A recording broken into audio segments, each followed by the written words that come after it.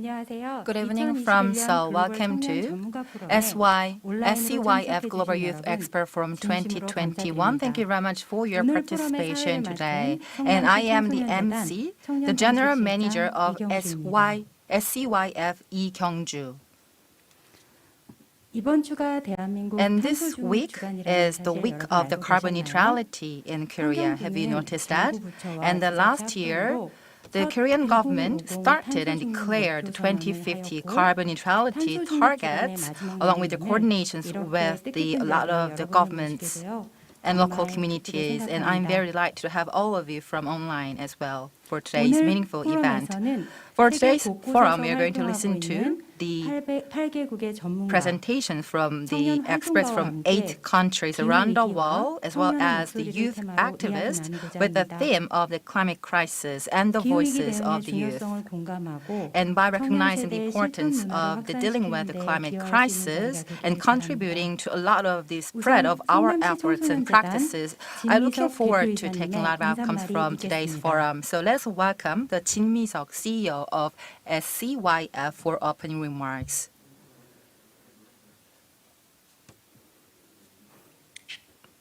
Good evening. Can you hear? Can you hear me? I'm in the car, so please excuse that some darkness. Good evening, ladies and gentlemen.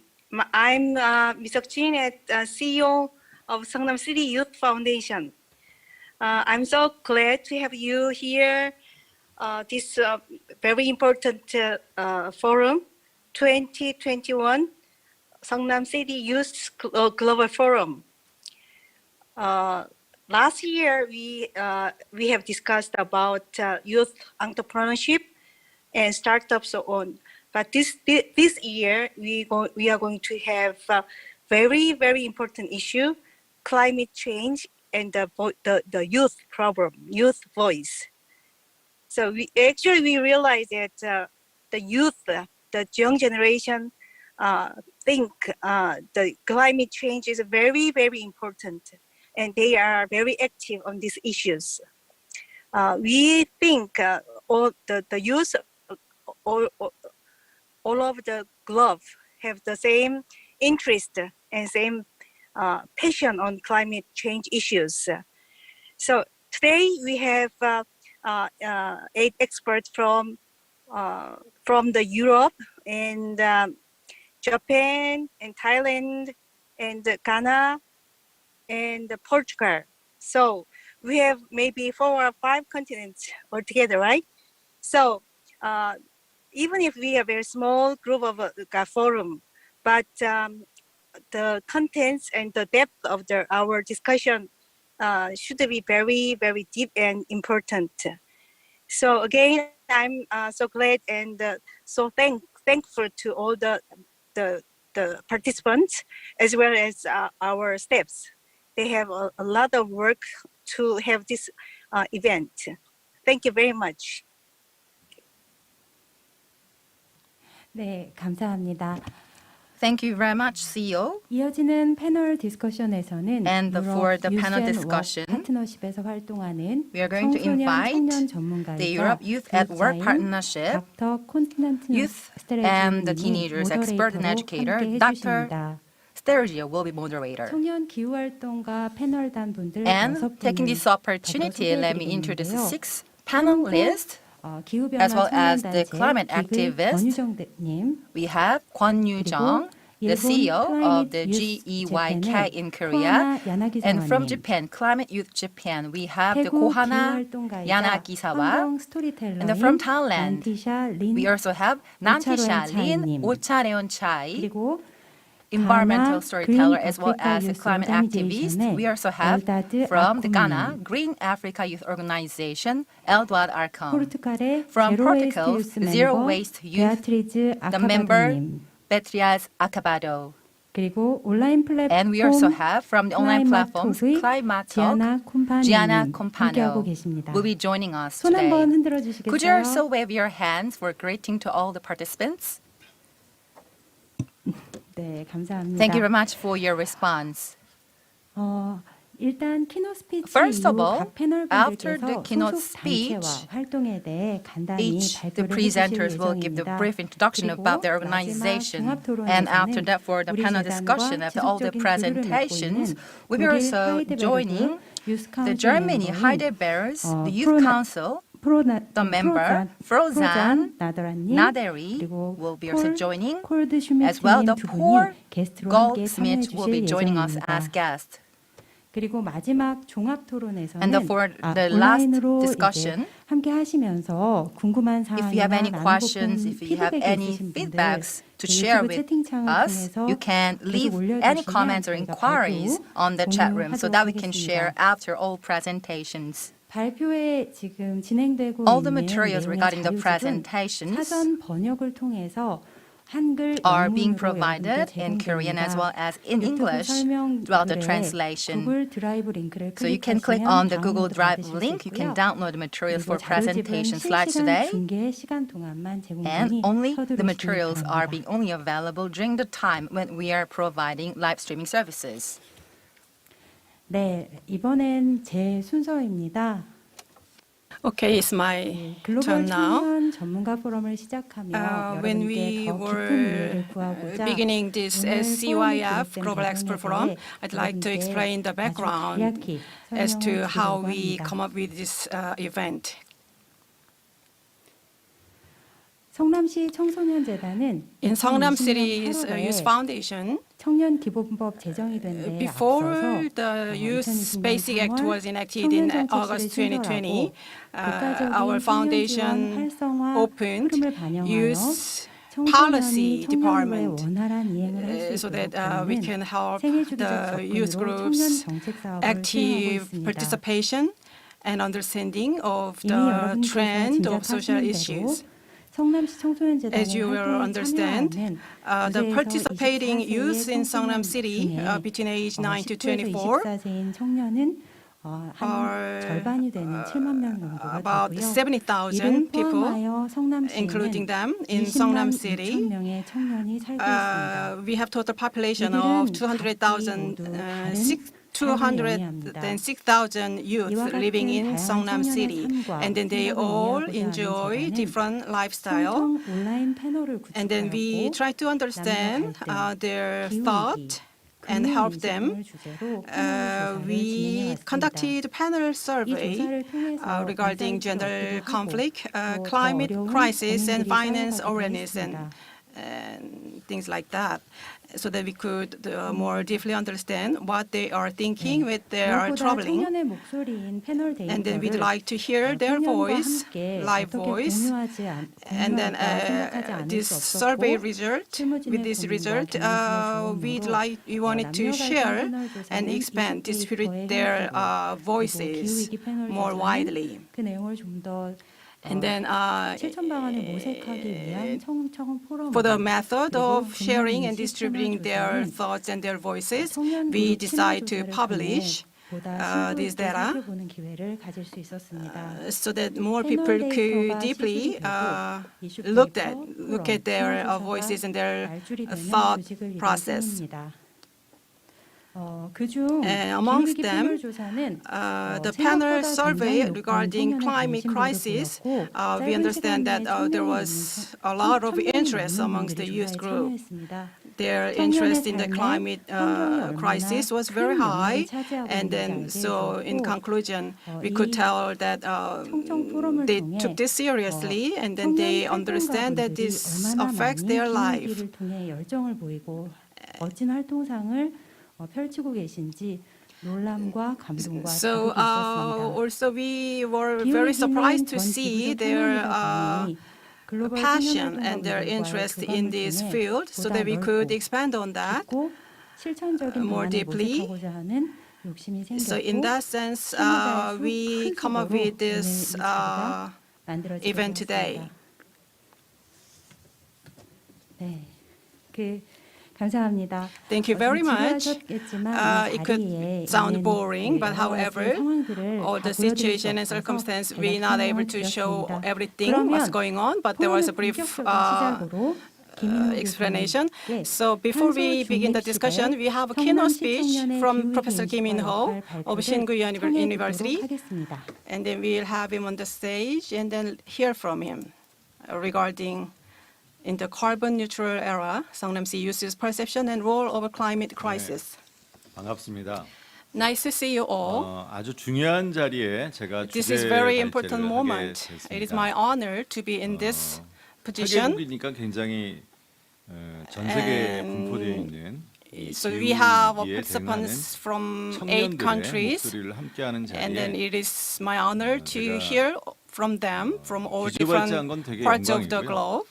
또 그리고 And then as a keynote speaker, 함께 이런 once again, 논의를 it is my 한다는 게 honor, 앞으로 and then 우리 also 미래가 it is my delight 지구호가 to participate in the discussion with 건강하게 all 갈 of 수 you. 있겠다라는 희망도 And then it 가져봅니다. gives me hope that our 우스갯소리를 Earth 좀 could be in a 하자면 right direction, in a 제가 healthy way. 이렇게 줌이나 이런 화상 회의와 화상 강의를 하면서 I've been engaging 다른 many 교수님들보다 video 좀더 conference 우위에 like Zoom. 있는 So 역할을 I 좀 have a lot 하는데 of experience in 그중에 this 하나가 제가 지금 video 이마가 conference. 넓어서 But my forehead is kind of 조명이 좀 필요 wide, and then 없습니다. I don't need 그래서 light. 전기를 좀 줄일 수 있는 So I 이 could 기후위기에 contribute to 굉장히 적절한 saving 외모를 갖고 energy. 있는 So I think 교수라는 I'm proud 점을 of my 전 face 세계적으로 좀 with my 알려드리면서 wide forehead. 오늘 It is my 제가 joke.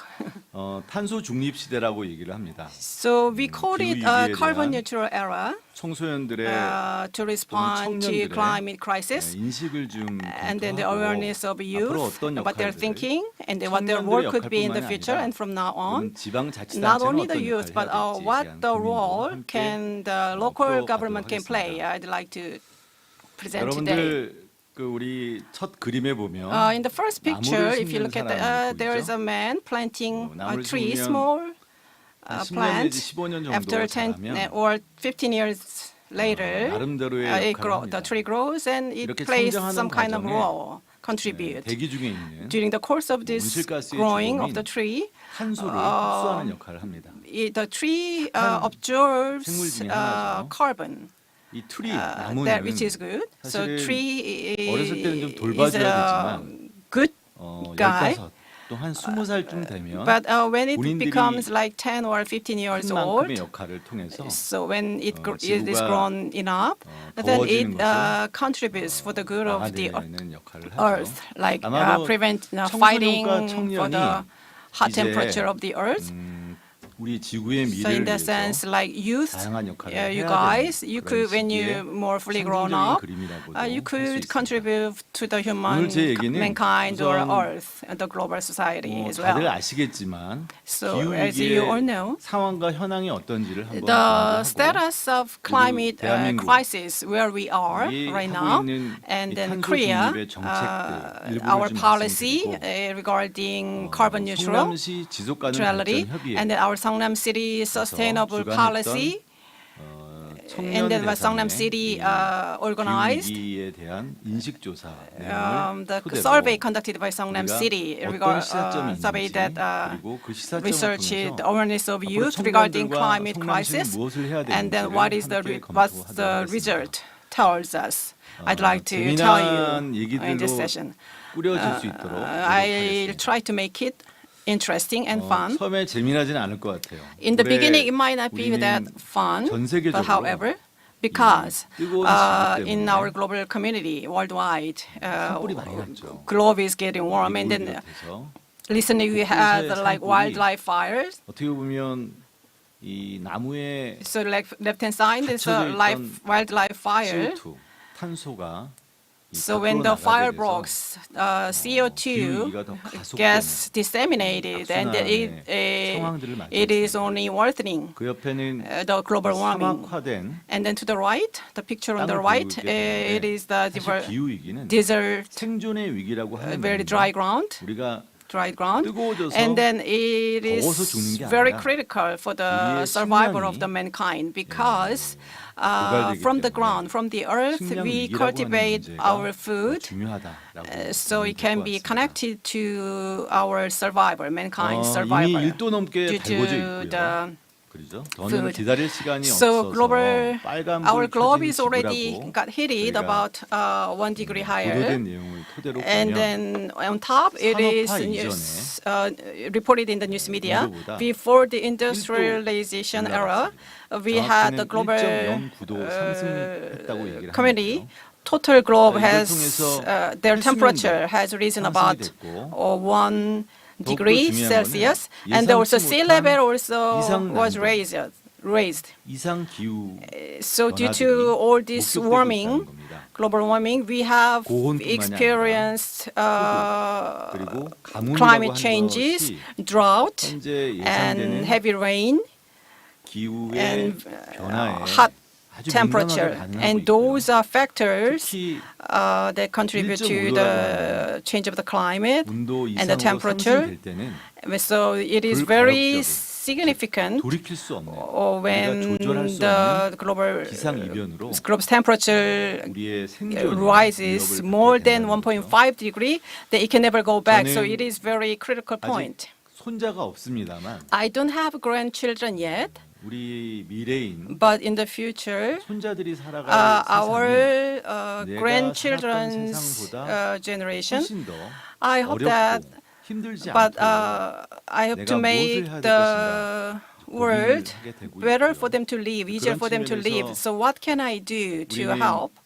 I always 1.5도 ponder 이내로 about 기온 that. 상승폭을 So we 유지해야 need 됩니다. to maintain 그러기 the 위해서 temperature within 1.5 degrees Celsius. No more than that. We cannot allow more than 1.5 degrees Celsius.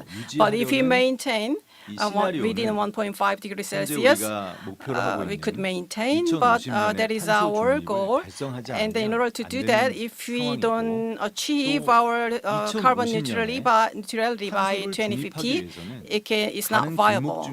And in the path, 50%만큼은 we need to reduce carbon emission at least 50%, 줄이지 않으면 less than what it is emitted now. 탄소 중립을 달성하기는 Then 굉장히 without 어려운 that, 시나리오를 예측하고 achieving 있습니다. carbon neutrality in 굉장히 year 어려운 2050 거죠. is not 이 viable. 어려움 속에 It's very tough. 여러 나라가 탄소 중립을 위한 And 노력을 many 하고 있습니다. countries are doing their best 대한민국 to achieve 국민으로서 carbon neutrality. And then as a citizen of 탄소 Korea, 악당 국가, 불량 we don't want to be 국가였지만 in the past, we were not good 탄소 country 중립에 in terms of 선도적인 carbon 국가로 neutrality, 발돋움해야 but 된다고 생각하고 I believe our nation, Korea, has to be in the 저희 lead for carbon 나라의 neutral 문재인 대통령께서는 And then our President 최근 Moon Jae-in recently, 2030 앞으로 9년 남았습니다.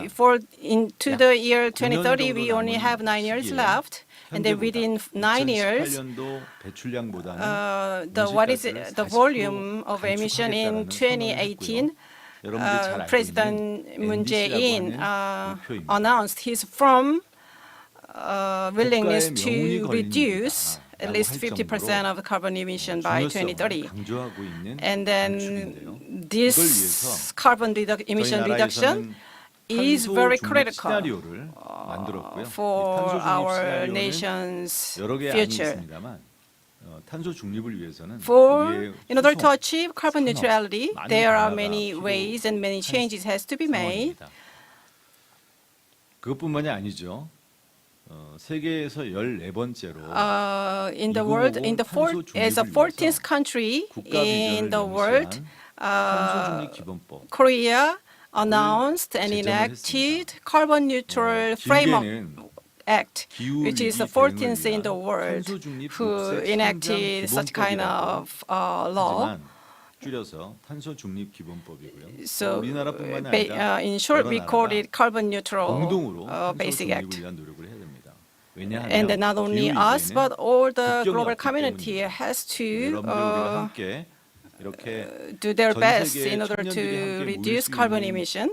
가장 And this 중요한 kind of 이유 중에 forum that 하나는 all the youth 공동의 around the world are 미래를 gathered 위한 together. 공동의 노력이 무엇보다 It is 중요하기 important 때문이라고 to pinpoint, 우리는 highlight that the importance 지속 of this 가능한 carbon 발전이라고 neutrality. And when it comes to sustainable development, 꾸준히 해오고 있습니다. in all the countries and 미래 세대의 also 욕구를 Korea, 충족시킬 we've 수 있는 been 능력을 위태롭게 하지 않고 doing our best 현재 세대의 to 요구를 participate and 충족시키는 be in the 발전, lead 쉽지 in 않습니다만 sustainable 사회적인 development. 측면, 또 우리가 But it's not 경제적인 easy 측면, 그리고 in the social 환경적 aspect, 측면을 고려해서 economic aspect, and 우리의 environment 욕망을 aspect. 줄이고 우리의 How 미래가 can we make 우리와 get 같은 balance 욕망을 누릴 수 있도록 또 같은 and then 행복을 share 누릴 수 있도록 the 도와주는 common 일은 happiness? 매우 중요한 우리 현 세대의 노력과 It is earned by, 하지만 made 이러한 by 세 the 가지의 current generation, and then it will be inherited to our 경제적 future 또는 generation. 사회적,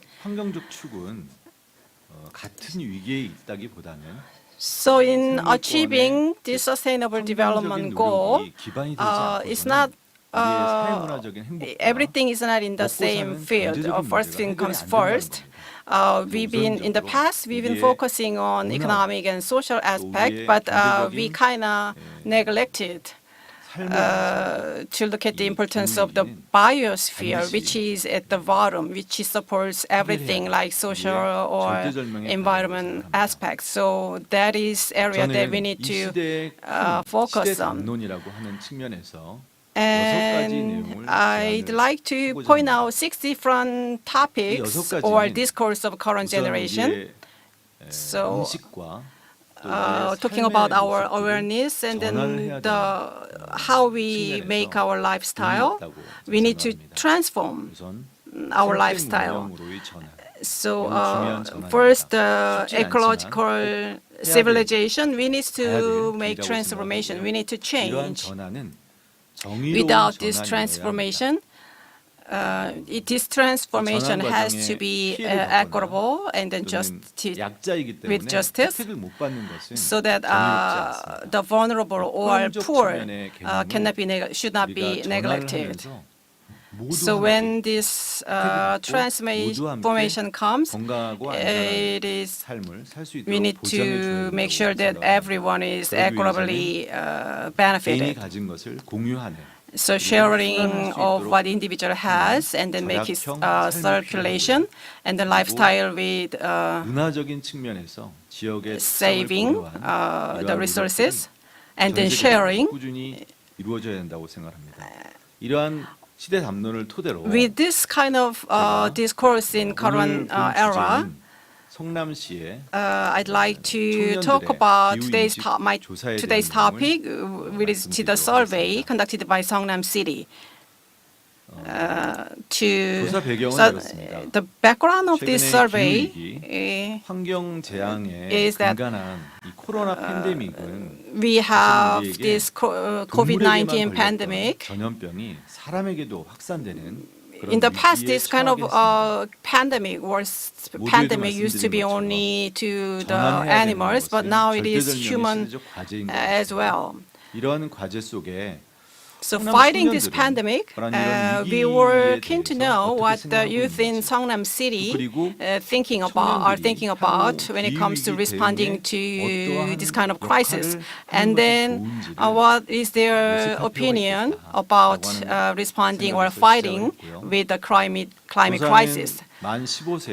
So this survey was targeting the sample of this survey was conducted to 1,105 people of the between 15 to 34 years living in Seongnam City. I did not organize the survey, but Seongnam City's Sustainable Development Division, they organized and conducted this survey. Simply put, this is the result of the survey. Sample size was over 1,000 people. Which is very good, and then it was conducted during the summer season, and then the result is it was about a similar ratio between men and women, male and female. 25세에서 29세, Between 25 to 29 years old, they were the majority 20대 초반이 in the participation, and then early 20s as well. That is the second largest group. 사실 이분들은 대학교를 다니거나 And these 취업 people, 전선에서 when either they go to college or work at 앞으로 우리나라 their work, 전 세계적으로 the 가장 중요한 representing youth in our country, MZ 세대라고 하는 we call it MZ generation. 이분들의 생각 중에 우선은 기후 위기 또는 For 변화의 the climate 문제가 change and 얼마나 the climate 심각한지에 crisis, 대한 to recognize how 했고요. the issue is 그리고 very serious 이 was 기후 also conducted 변화나 as the 위기의 questions for 문제가 the group. And regarding the climate 언제 challenges, 그 위기의 시기에 the actual 대한 timing, 문제를 물어봤더니 the severity of the climate 일단은 change was also asked. 심각하다라고 And then 하는 they 것에 responded 대해서 that 80% 80% or 84% of the respondents said 그러니까 위기감에 they 대한 agree 인식은 that they are also 굉장히 높았다고 recognizing 볼 수 있고요. it's very serious 그리고 from the climate 이미 change issues. 현실화됐다. 그 And 문제는 they also recognize 특히 올해 that 그러한 the 그 issue 위기 has been 현상들을 already 우리가 많이 경험하게 됐는데 recognized and 이거는 reflected, 우리나라뿐만이 아닌 and 것 not 같아요. only 전 세계 현상이 for 아닐까 Korea, 생각이 but also for the 올 global 겨울 또 내년에는 change in 어떠한 global 위기 world. So 사항들이 probably 올지 우려가 되고 걱정이 we are 됩니다만 deeply concerned 50% and 이상이 worried about any unexpected 현실적이고 patterns from the climate change. 비관적이다라고 하는 But more than 50% of the 측면이 respondents 강조됐다고 have shown their pessimistic 다음은 responses against the climate 이 change. 기후 위기 And 또는 next, 기후 변화와 For the 관련된 climate change or the 많은 climate 용어들이 crisis, there are many 좀 terms 어렵기도 or 하죠. the jargons 이 which 용어에 seem 대해서 very 얼마나 알고 difficult 있는지를 for some 물어봤더니 of the people. 이 부분은 And then the 저희가 좀 question 고민을 was 좀 also 해볼 asked 필요가 to 있는 whether they 질문인 are 것 deeply 같아요. understandable about the 일단 terms. 우리가 첫 번째로 And 제가 first of 말씀드린 all, 탄소 as I 중립, mentioned before, carbon 카본 뉴트럴과 neutrality 같은 그런 as 용어들에 the 대해서는 terms. 사실은 Regarding these 50% terms, 이상이 about 알고 the 있다. more than 50% of the 라고 respondents 하는 said they 대답을 한 것에 already 비해서 know about the terms. But 다른 on the other 중요한 용어들에 hand, 대해서는 other important 사실은 terms, 그렇게 they do 많이 not 알고 deeply 있지 recognize or understand the 그래서 implications. 향후 So 이 in the 청년들을 future, 대상으로 for 한 youth, 아무래도 기후 I 위기에 believe 대한 that for climate 인식과 change, the recognizing awareness and the improving literacy will be very essential and critical upon my perspectives. And to achieve these targets for children as well as youth or teenagers, 인식에 대한 고향을 위한 to 방법들은 improve their awareness on the environmental 어른들에게 issues 하는 방법과는 좀 달라야 될 거라고 생각을 해요. should be 되게 taken 미래지향적인 with a very 방법들과 different 또 그리고 perspectives, 그들의 like the 관심과 future-oriented 그들이 perspectives 삶의 from the 조건 one that we 속에서 have applied to 접근할 수 있는 the 그런 generations, like the 방법들을 middle-aged 우리가 잘 generations. 적용해야 We also have to 된다고 apply very differentiated 제가 perspectives 그런 and approaches 관련해서는 for them to 대안방, really understand 대응에 대한 and 방법을 accept all the 좀 말씀을 좀 challenges. 드리려고 합니다. So let me share with you some of the approaches and the ways to deal 또 with these 중요한 issues. 질문 중에 하나가 And one of the very important questions was 지속적으로 that 환경을 위해서 실천하고 in 있는 order 내용들이 to really 있는지에 have 대한 질문을 했고요. or 그리고 practice into any 이와 함께 ways 생활이 for 좀 the 불편하더라도 environment-friendly campaigns or 환경 친화적인 activities 행동을 우선할지 and environment-friendly 아주 activities 중요한 in their 질문인데요. 어려운 lives 질문이기도 하죠. was 이 also asked 질문을 to 이제 them. 했는데요. 사실 And the 이 question 질문은 sounds very difficult and challenging for them 저와 to 같은 make 경우도 some actions. 많은 And for me, 인식은 하고 myself as 있지만 well, 실제로 while I am 실천하는 데까지 recognizing its 연결하려면 very 생활 importance of the 속의 climate 불편함을 change 이겨내고 and issues, 해야 but 되는 still those 결단과 individuals should 용기가 make their 필요한 firm 일이기도 determinations and should 그래서 그 bold 질문한 내용을 initiatives 보니 newly making the 예상한 대로 environment-friendly actions. 지속적인 And 환경 as 실천 expected, 내용이 for 50% the 이상인 sustain 항목이 the 그렇게 많지는 않았어요. eco-friendly activities, the more than 분리배출을 한다거나 50% of the 가해용품을 respondents have not 사용한다거나 really fully come up with their environmental-friendly campaigns or activities, like the reduction in the consumptions of the water or to reduce the consumptions of the disposal waste. And compared to the answers, by more than 50% of the respondents said they recognize its very 여러분 잘 아시는 implication importance. 그죠? We can also see that such the digital carbon footprint 일상에서 in their daily lives, 온라인과 like 인터넷을 online 통해서 or 얻어지는 이런 internet-led 활동들은 activities 이 기후 위기에 어떤 영향을 주는지 have not fully 인과관계에 impacted 대해서 잘 and 몰랐던 것 같아요. 즉 have not deeply shown the 탄소 correlations 발자국에 with their willingness or 내용은 their 다소 awareness on 부족하게 the 응답을 했습니다. environmental issues. So compared to their very high level of recognizing the importance, still the number or the intensity of their environmental friendly activities or programs have not fulfilled those expectations. So we also have to encourage them to really make some practices. And even though they are feeling very inconvenient into the environmental friendly campaigns, and still less than 50% of the respondents have not really fulfilled their environmental friendly activities while they're pursuing convenience in their life. Considering these perspectives, in order to really overcome those inconvenience, like incentives or any environmental friendly or oriented educations, more activities are to be more encouraged to the youth, as I am concerned. In this regard, in order to solve the current reality and the challenges of the climate change, we also ask them whether they can really transform their routine daily lives or life habits into the environmental friendly patterns. And regarding the questions, they have like more than 60% of the respondents have responded that they are really having very positive willingness to really make and show their environmental friendly activities. So in order to continue these patterns on their lives, probably systems or any incentives are to be more encouraged, and by encouraging them and by highly appreciating their efforts so that they can really feel self-confident along with the systems and incentives within the countries. And at the same time, we also need to ask that who will be taking the responsibilities for the environmental friendly issues. And they have said that the civic groups or individuals as well as the enterprises should also take the responsibilities. All individuals, like civic groups, are a very important role to really play and expand and specify their actions into more environmental friendly activities. Educations and policies are definitely essential to do so. And the last question is as follows. And in order to solve these environmental challenges, what aspirations or what types of the new societies will be expected from their perspectives? And the three elements could be categorized. And the first is to deal with the climate crisis, and that will be definitely the social issues for them to solve the carbon neutrality as well as the climate crisis. And the second element, based on the biodiversity, the life that we can coexist in the future. Nowadays, there is no the time that only the human beings can only live. Now it's a time for the beauty and the virtue of the coexistence and the cohabitates between the wildlife, animals, and the human beings.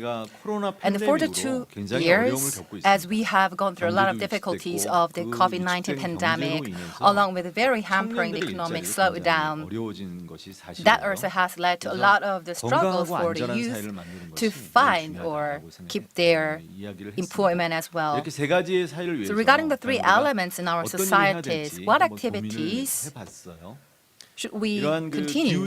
And among these concerns, along with the climate crisis, and I have also investigated the trends. And the first of all, the terms on the climate crisis and the major entities against the environmental issues. And in the future, life cycle environmental oriented or climate crisis should be absolutely highlighted, improving the literacy and making and encouraging more environmental friendly activities for youth. Of course, the life cycle activities are definitely essential, but for generations, the awareness and the lifestyles are very different depending on the age groups. Therefore, it's high time to increase and encourage them to have more awareness on the environmental issues. along with the very 지속적인 환경 tailored 실천 systems 또한 and 그다음에 practices 환경 친화적 for 행동을 environmental friendly 우선적으로 할 수 있도록 activities 하기 위해서는 and the systems 프로그램이 is very 인식을 높이고 essential to really improve their awareness. 지식적 중심의 The 교육도 knowledge-based 중요하지만 education 이 is also 교육이 important. 문제를 not only 해결할 수 that, 있도록 즉 실천을 For them to really 하도록 solve those 유도하는 issues and induce 그런 them to really show 프로그램들을 their actions, 개발하고 and those programs 또 are to be 실천하는 more 게 developed 중요하다고 and 생각하는데 implemented. 뭐 그런 프로그램들의 Of course, 청년과 those 청소년들이 programs for 바빠서 youth and teenagers, 관심이 없거나 so if 또는 they do not 참여하지 really take a 않으면 lot of interest due to their 소용이 없죠. hectic 그렇기 schedule, 때문에 저는 유인책이 there's 필요하다고 useless. 생각합니다. So I believe 그 that 유인책으로 such incentives or the systems 환경 by 학습 encouraging 계좌제와 them to show the 환경 행동 actions 계좌제와 are very 같은 definitely essential. 정책을 In 도입할 this 필요가 regard, 있다라고 생각합니다. such systems or 쉽게 the 얘기하면 이겁니다. schemes are to be more 환경 highlighted for 관련된 them to really 학습을 make some actions. 많이 하면 For example, the more they learn 포인트를 주는 거죠. environmental issues, they 우리가 earn some 뭘 points 누적해서 or 먹거나 benefits. 누적하는 행동을 하면 거기에 If we 점수가 build up 가해지듯이 some 환경 actions, 학습을 많이 하면 거기에 and the more 포인트를 youth 주고 learn 그 more 포인트가 activities 어느 정도 and the 쌓이면 more 그 practices, 포인트에 대응하는 and then they can 지역 earn 화폐를 more benefits, 부여하는 겁니다. like 즉 돈으로 the 환산해 주는 regional 거죠.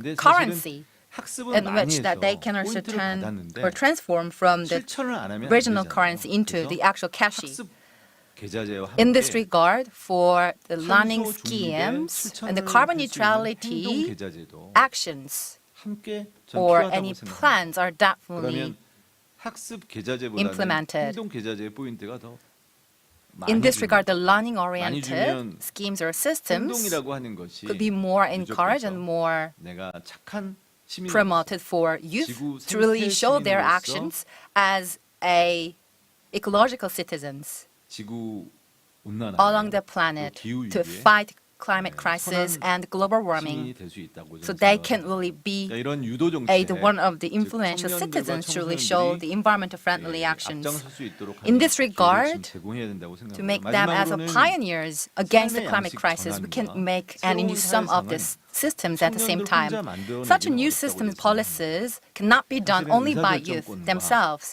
또 Decision-making 정책을 stakeholders 주도할 or the 상황들이 policy 아니기 때문에 makers, 그런데요. 하지만 their efforts are 청소년과 청년들의 needed, 의견을 but for 수렴해내고 teenagers and the 그들의 youth, their 의견이 voices are to be more 사회를 listened to so that we can 형성하고 변하는데 we 큰 역할을 할수 transform 있는 and 에너지가 될 수 implement 있도록 하기 위해서는 a lot of energy for our 생태 전환 societies. 교육을 Ecological 중심으로 하는 transformation 도시 or 자체가 conversion 환경교육 are 도시로 변해야 definitely 된다고 생각합니다. 즉, changed and more 환경교육과 환경 highlighted 활동을 열심히 하고 있는 for 즉 those 미래의 or 기후 위기를 the 극복해낼 수 generations 있는 in overcoming such a climate 청년과 crisis. 청소년들이 The youth 중심이 된 and 환경교육 the 도시가 teenagers 앞으로 우리의 can be 미래 more 도시가 self-confident to 되어야 become 된다라고 하는 게 very 제가 influential 오늘 citizens to 말씀드리고 really 싶었던 show 얘기고요. their actions and 그 their 관련된 activities for the 얘기들의 eco-friendly problems. 개념과 생각 등은 Such concepts 뒷부분에 and ideas 좀 will be also 정리해놨습니다. covered, 우선 as you can see 생애주기 here in the 맞춤형 later part of 프로그램이 my 이렇게 presentation slides. 한 This 6단계, is 6단계로 the basic concept of the life cycle 부분에서 environmental education,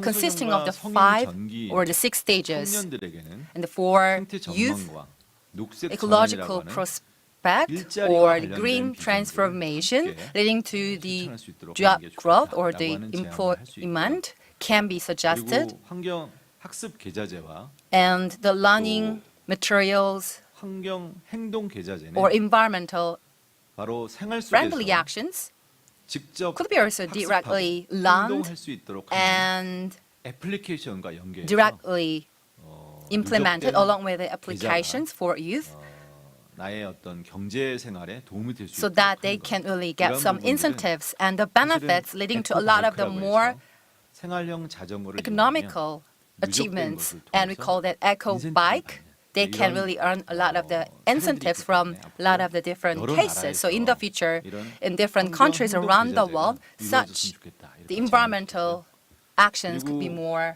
모두가 induced. 교육을 받을 수 있는 법적인 기반을 대한민국은 만들었는데 legal 그 framework 교육이 즉 문제 해결형 should be 환경 more 교육이어야 된다고 focused 생각합니다. on the problem-solving 이런 문제 skills. 해결형 환경 교육을 기반으로 Based on these 저는 problem-solving 환경 교육 skills, 가 필요하고 environmental, 이 or the learning 학습 사회라고 하는 society 것은 should be more encouraged, along with the ecological civilization transformation or digital transformation, as well as the energy transformations as a pivotal role. So in this regard, Seongnam City, 10월 달에 as of the 2020 October, for the first time among the local communities, has been also designated as a city of the environmental city within Korea. I'm looking forward to putting more efforts and dedications from Seongnam City 열심히 기후 위기에 대응하고 활동을 하고 to deal 있는 with the 우리 climate crisis and climate change, to all the youth who have shown their passion and dedications.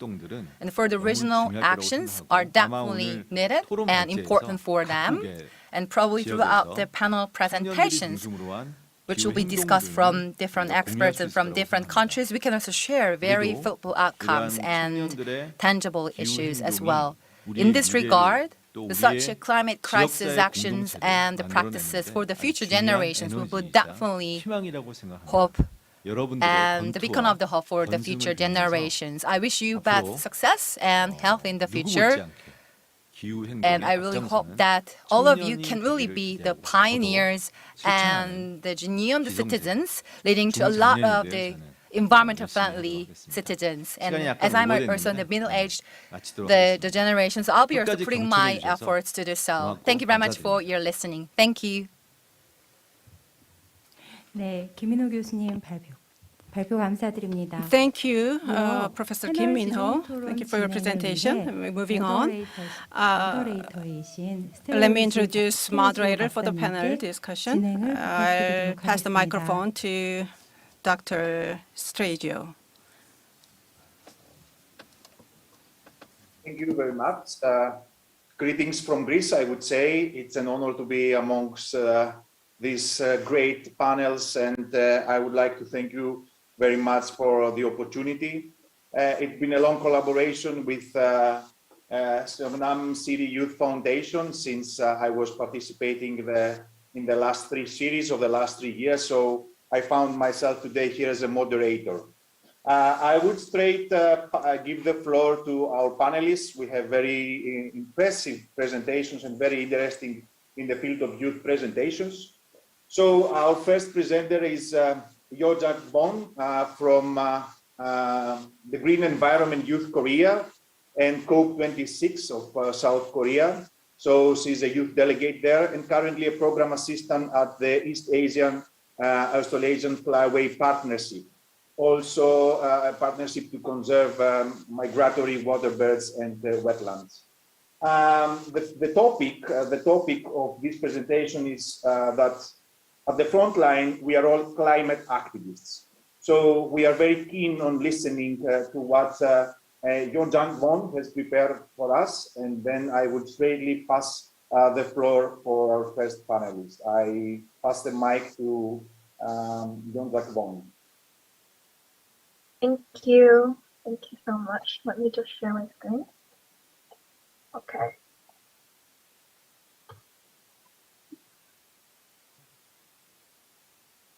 Awesome.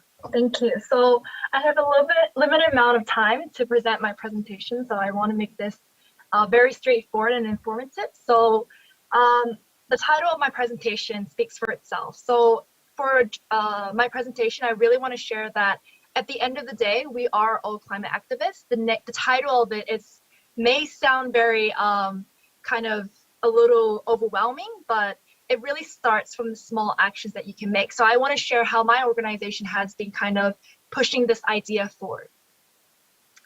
So this is a quote that really resonates to most of the members in our youth organization. We are the first generation to feel the impact of climate change and the last generation that can do something about it. I feel like when we continue to talk about being the future generation, being the future leaders, it's not the future that we should focus about, it's about the present, because we can't wait no longer more for the actions to be made. We have to be a part of that. We have to be part of the solution as well. We have to be part of the decision-making process as well. So this is just one quote that really kind of is the main key drive of what our organization is doing. So a brief explanation. I hear some kind of sound.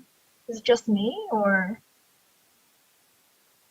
Okay, I'll just go on.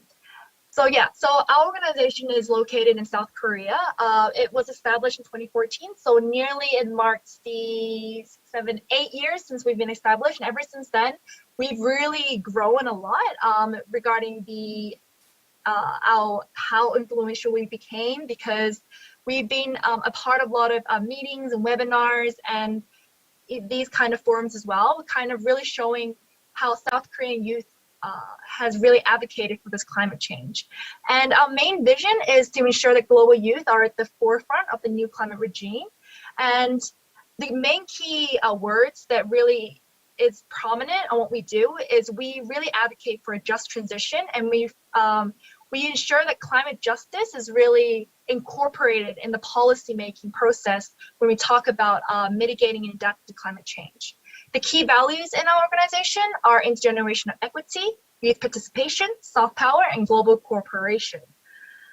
So starting with one of the key values of soft power, what I mean by soft power is the idea of climate change, as I mentioned before, can be very overwhelming, and it's really hard to really know where to start from. And we've really tried to ensure that this climate change message is approachable and is accessible for everyone. And so we've been a part of the campaigns. We've campaigned in 2019 for marine debris. We've actually screened the documentary of Albatross in a movie theater.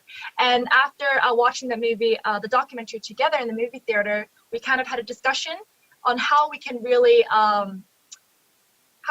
solve the issue of marine debris issues. And the following weekend, we also went out to the streets and we put out our campaign, our booth, on the really trying to raise awareness to the public on the idea of marine debris and how serious it is and why we need to reduce plastic and other systematic changes in order to fight for marine debris issues as well. And as you see, the materials are all cardboard, so we try to aim to reduce any kind of waste along the process. Apart from that, we've been a part of a lot of marches and rallies. This global climate march was taken the same day during COP26. So that was during the first week of COP26 on Saturday, where they held the global march for advocating for climate justice, and South Korea also took part in that. Our actually founder and co-representative, they co-published a book on how to well dispose waste as well. So we really try to be more creative on getting the idea out to the main public on the idea of climate change and how to really understand what it is and how to really take action on it. Apart from that, we really try to use the media as well. So we've done this sustainable consumption, cooking kind of project that was taken for a year. We've actually collaborated with social media influencers as well to really use their influencing platform to get the message out on how important it is to reduce red meat especially, and to go more plant-based in our diet as well. And not only that, but we also advocated for local foods to really understand why local food is important and how accessible it is actually. If you think about the ingredients that we use, it's really easy to transition to a more local food diet.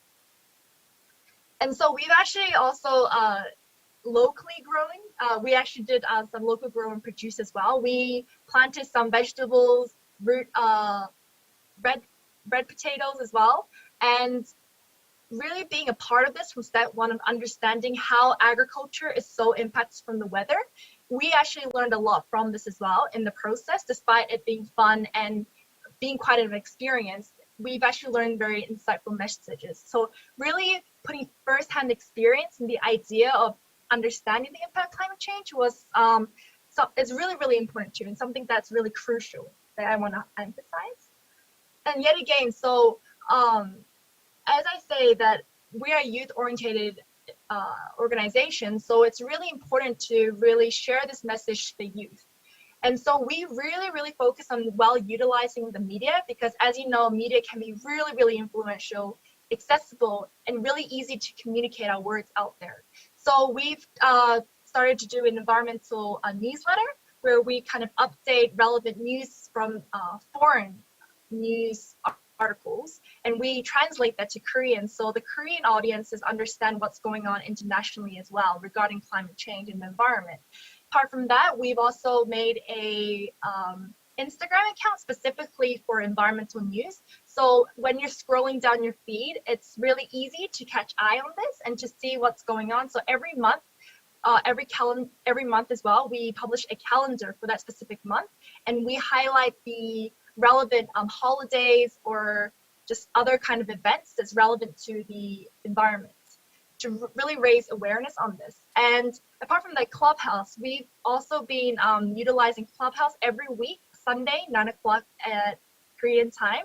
We would host the Clubhouse for around like 15 minutes, less than an hour, just to really have friendly, casual talks regarding these climate change issues, because it's not easy to really kind of start the dialogue on climate change with your friends. So using this kind of social media platform to provide a conversational dialogue around climate change, that was kind of a very an idea that was very easy to actually start, and the impact of it was actually way better than we expected. People were very intrigued on this as well. Apart from that, we also advocate do many international activities. So the UNFCCC COP, we've been attending since 2014, since our organization was established. Ever since then, we've been annually participating to get really our words through. And actually, I want to highlight on the third photo you see here, that says in Korean to stop coal plants, fire coal power plants. And actually, the people who are holding the banners are not Korean. So they're using Korean to really share what they want to say to the Korean officials, relevant public officials, so they understand that overseas, they're not happy with what the South Korean is proposing, initiating, investing their money in for the coal power plants. So it's really, I think we try to really be part of this global momentum with the other youth organizations. As Koana here, she was actually one of our panels for the side event that we held this year regarding carbon neutrality. And so we try to really synergize this kind of dialogue with the other international youth organizations and bring that energy back home. And so after, we also host an after COP event.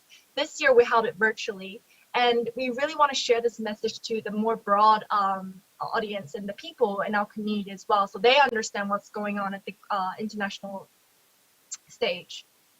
And KOI, this is the Conference of Youth, which is held prior to COP. And so we've also been attending KOI annually as well, to really kind of be a part of that conversation again, as I mentioned before. So we really try to make an effort to be a part of that. Apart from that, we've also really tried to cooperate with other youth organizations in South Korea as well. And aside from that, we've also focused on policy proposals as well. But as you see here in this slide, this is the bottom photo you see. This is the first local conference of youth that was held last year.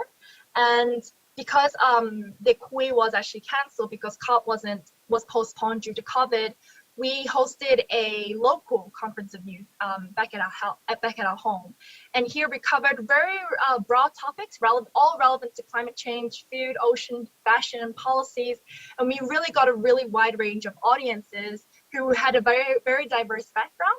And through this opportunity, it really helped support the local youth in South Korea to really highlight the urgency of net zero, getting our governments to ensure that we're going for a carbon neutrality by 2050. Aside from that, this year, actually, the Ministry of Environment in South Korea, they hosted their first environmental forum on future generations. So this opportunity itself, it was a kickstart dialogue to really kind of approach the ministry and to really express our concerns to her directly with the other youth organizations in Korea. And aside from that, we do a lot of other kind of cooperation works. This is the Asia Climate Leadership Camp, which we also attend annually. However, due to COVID, we weren't able to do it. So we weren't able to do it annually because of the global pandemic breakout. But we have been really advocating and being really actively participating in this whole campaign to divest from fossil fuels and invest in more clean energy and green energy. And which was also once hosted in South Korea as well, in Tangjin City, which they once held the most biggest coal power plant back then. But yeah. And apart from that, we also do Towership Korea. This is a kind of event we did also hold annually to kind of share the same message to really shift from dirty energy and to move more towards clean energy and renewable energy as well. And these are some other divestment movements. We really try to be creative. This was a bicycle march that took place from Cheonan to Tangjin, which is a 50-kilometer distance. And apart from that, we also did some artivism. So we utilized chalk and went out to the streets, and we kind of drew like coal power plant pictures to really share the message of why it's important to advocate for more cleaner energy. And these are other kind of policy proposals that we made as well, as yet again, as I mentioned, that it's really important to be a part of the decision-making process to ensure that the outcome is really reflected on our concerns. And so we also are part of the Seoul Youth Policy Network under the Climate and Environmental Division. And here we really kind of propose a lot of policies relevant to climate change at a more youth-focused level. And so, yeah, so we kind of advocate, we take out action in here as well.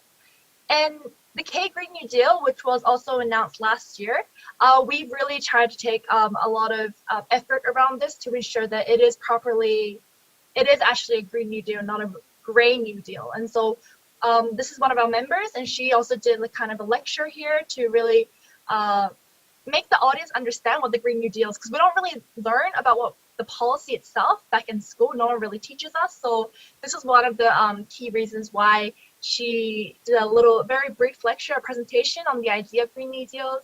And also, we also did news release on our Green New Deals. And we also went out to the Blue House and we did a press conference with the other youth organizations.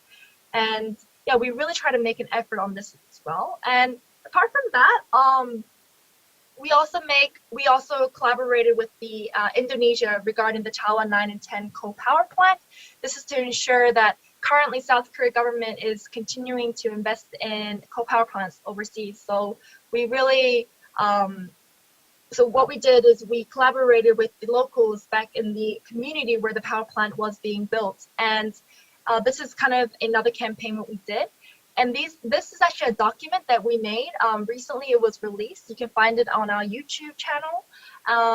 And this is like it's like a 14-minute documentary, but it really gives a strong message on why this goes against what our South Korea government is proposing to go for carbon neutrality, to go for a Green New Deal. It goes against all those kind of announcements that they made. So this is another kind of way to express what we are trying to advocate for. And so, yeah, so as I end my presentation here, I try to make it fast as possible. However, it's already 15 minutes in. Sorry about that. But I just want to share that it's really important to be aware of what's going on in your community, what's going on in the global level, and to really understand that and to put that understanding into action as well. And so you can be part of our clubhouse, which although it's in Korean, but I think, or you can even utilize this kind of idea of utilizing the clubhouse platform to start a very casual dialogue that can go into more deeper actions. And you guys can may even collaborate with something under a very similar kind of action you guys want to make, whether it be reducing plastic, whether it be on marine debris, just really being more creative. So I will end my speech here with this quote: "We deserve to do more than just survive. We deserve to thrive." So thank you very much. I will end my speech here. Thank you very much. And Mrs. Yojan Won, we all understand that a very important power of media and the way that you manage to use creativity in all your activities. Despite the difficulties and the restrictions, it is still possible to be all of us in the front line, and we can all call ourselves as youth climate activists. So thank you very much for your presentation. And before I pass the floor to our next speaker, I would like please to ask you to stay under the 10-minute presentation if possible, because we have many panelists and we would like to give the floor to everyone, so we respect the timeline. So our second panelist is Kohana Yanagisawa, who is a law student of Keio University. delegate member and accountant of Climate Youth Japan, and the national coordinator of Climate Science Japan. This presentation is considering the role of youth for climate change. So we would like to pass the floor and give the mic to Kohana Yanagisawa for the next presentation. Okay, thank you very much. I'm going to share the screen here. Okay, let me begin. Hello.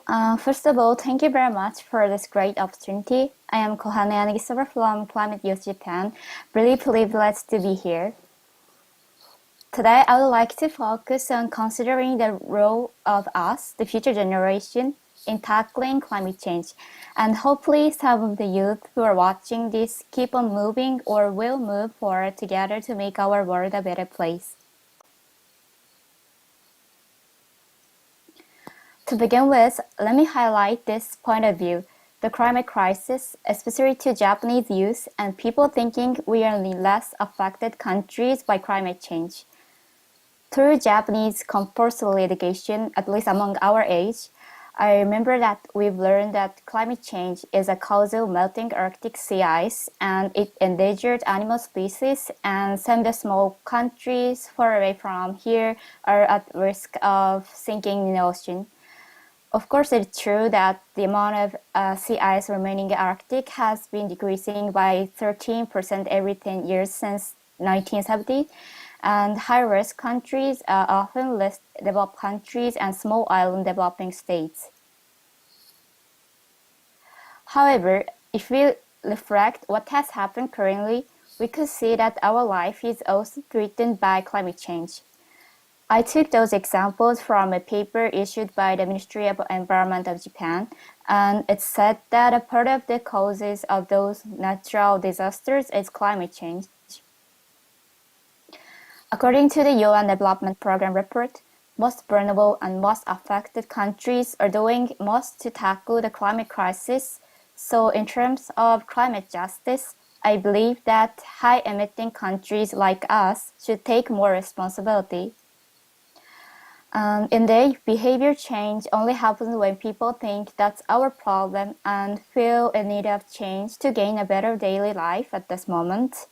But now, as you're seeing, we should have realized that our life has started being exposed to negative effects due to climate change. Regardless of this fact, it seems like many Japanese youth do not think of the issue that seriously.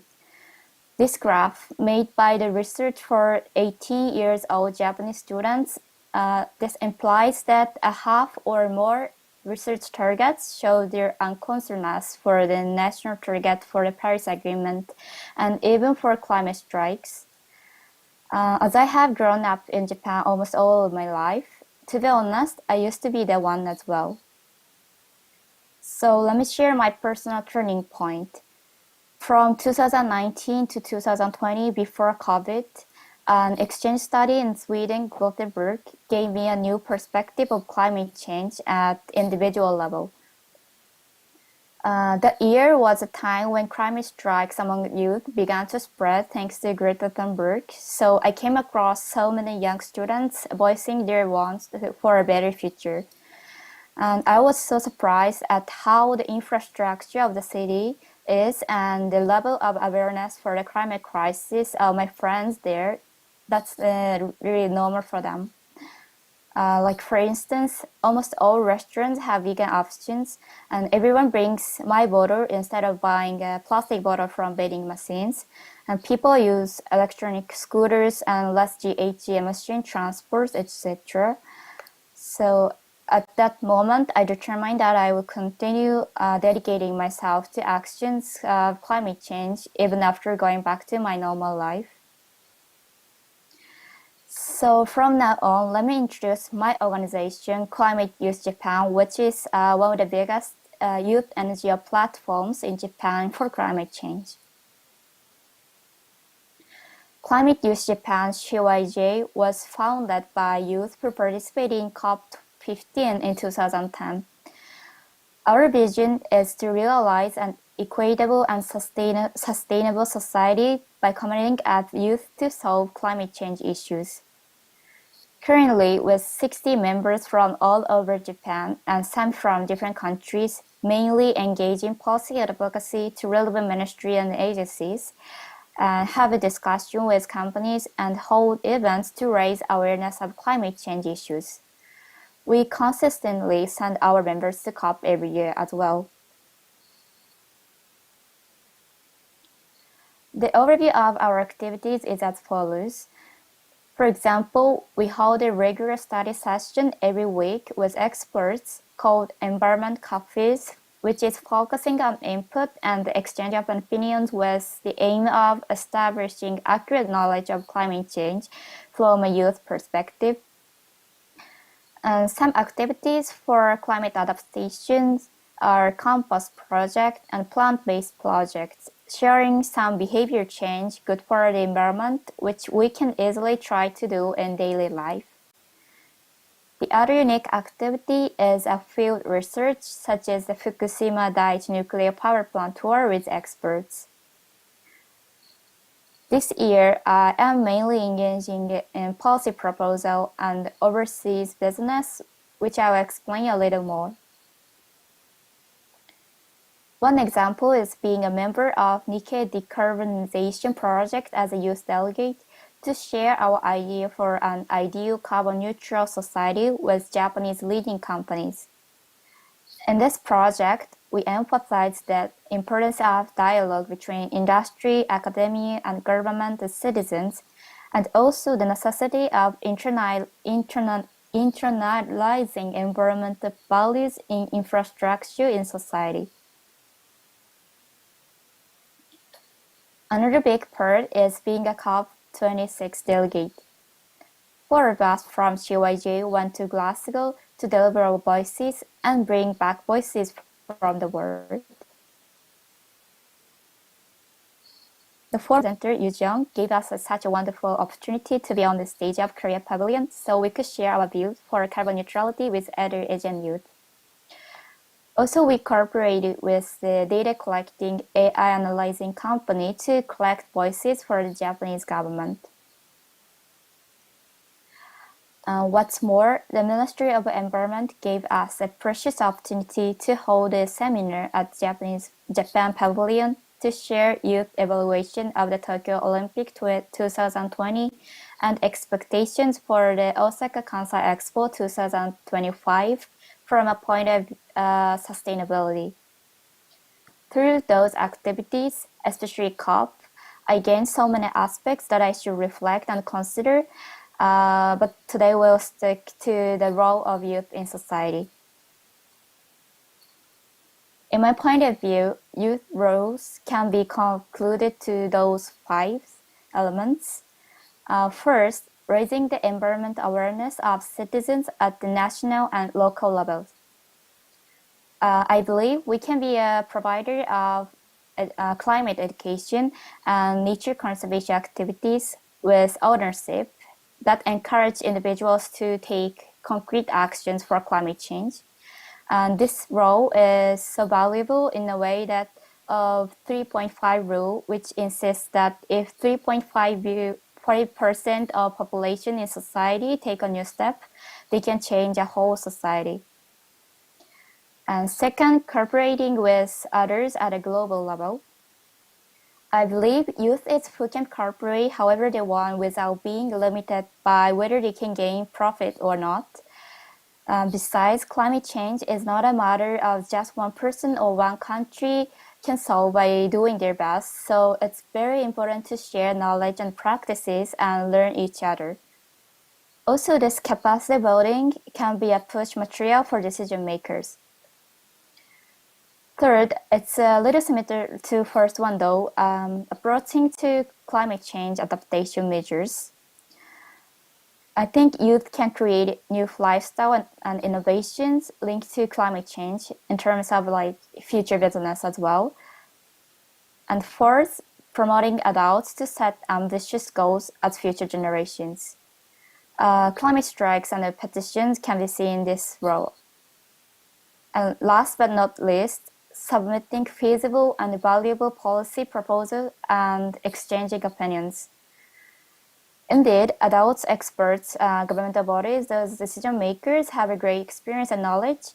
However, I also believe that youth can be on the discussion stage as well, because especially at COP26, I have seen so many young activists follow an actual negotiation and policy making while making full use of information and data. That was surprising, and that's, I think, Japanese youth to catch up, I think.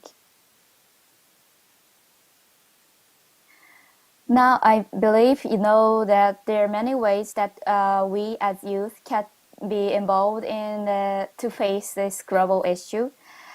Since we human beings are cause of climate change in some way at least, which has been officially reported by IPCC recently, all of us are in need of taking actions with a sense of crisis. I'm not going to read them these sentences because I'm running out of time, but please take those words into your heart and believe in our youth power. Thank you for listening. Thank you very much for your presentation.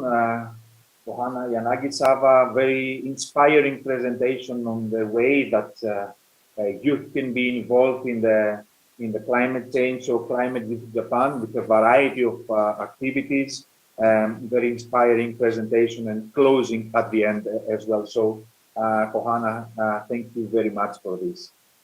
We should go on to our next, and our next panelist is from Thailand, but unfortunately, due to technical reasons, cannot be with us. So, our next panelist is Natija Okkaroenkai from Thailand, who is an environmental writer who started the climate strike movement in Thailand. So Lynn is using stories about us, our culture and our nature, as well as humor to inspire and empower people, businesses and governments to protect and celebrate our human and natural life. The good news is that we have an online video, a YouTube video that we will be able to share. And instead of the presentation of Lynn, we will be watching this video. So I would ask the technical team to start sharing the video so we can enjoy the next presentation.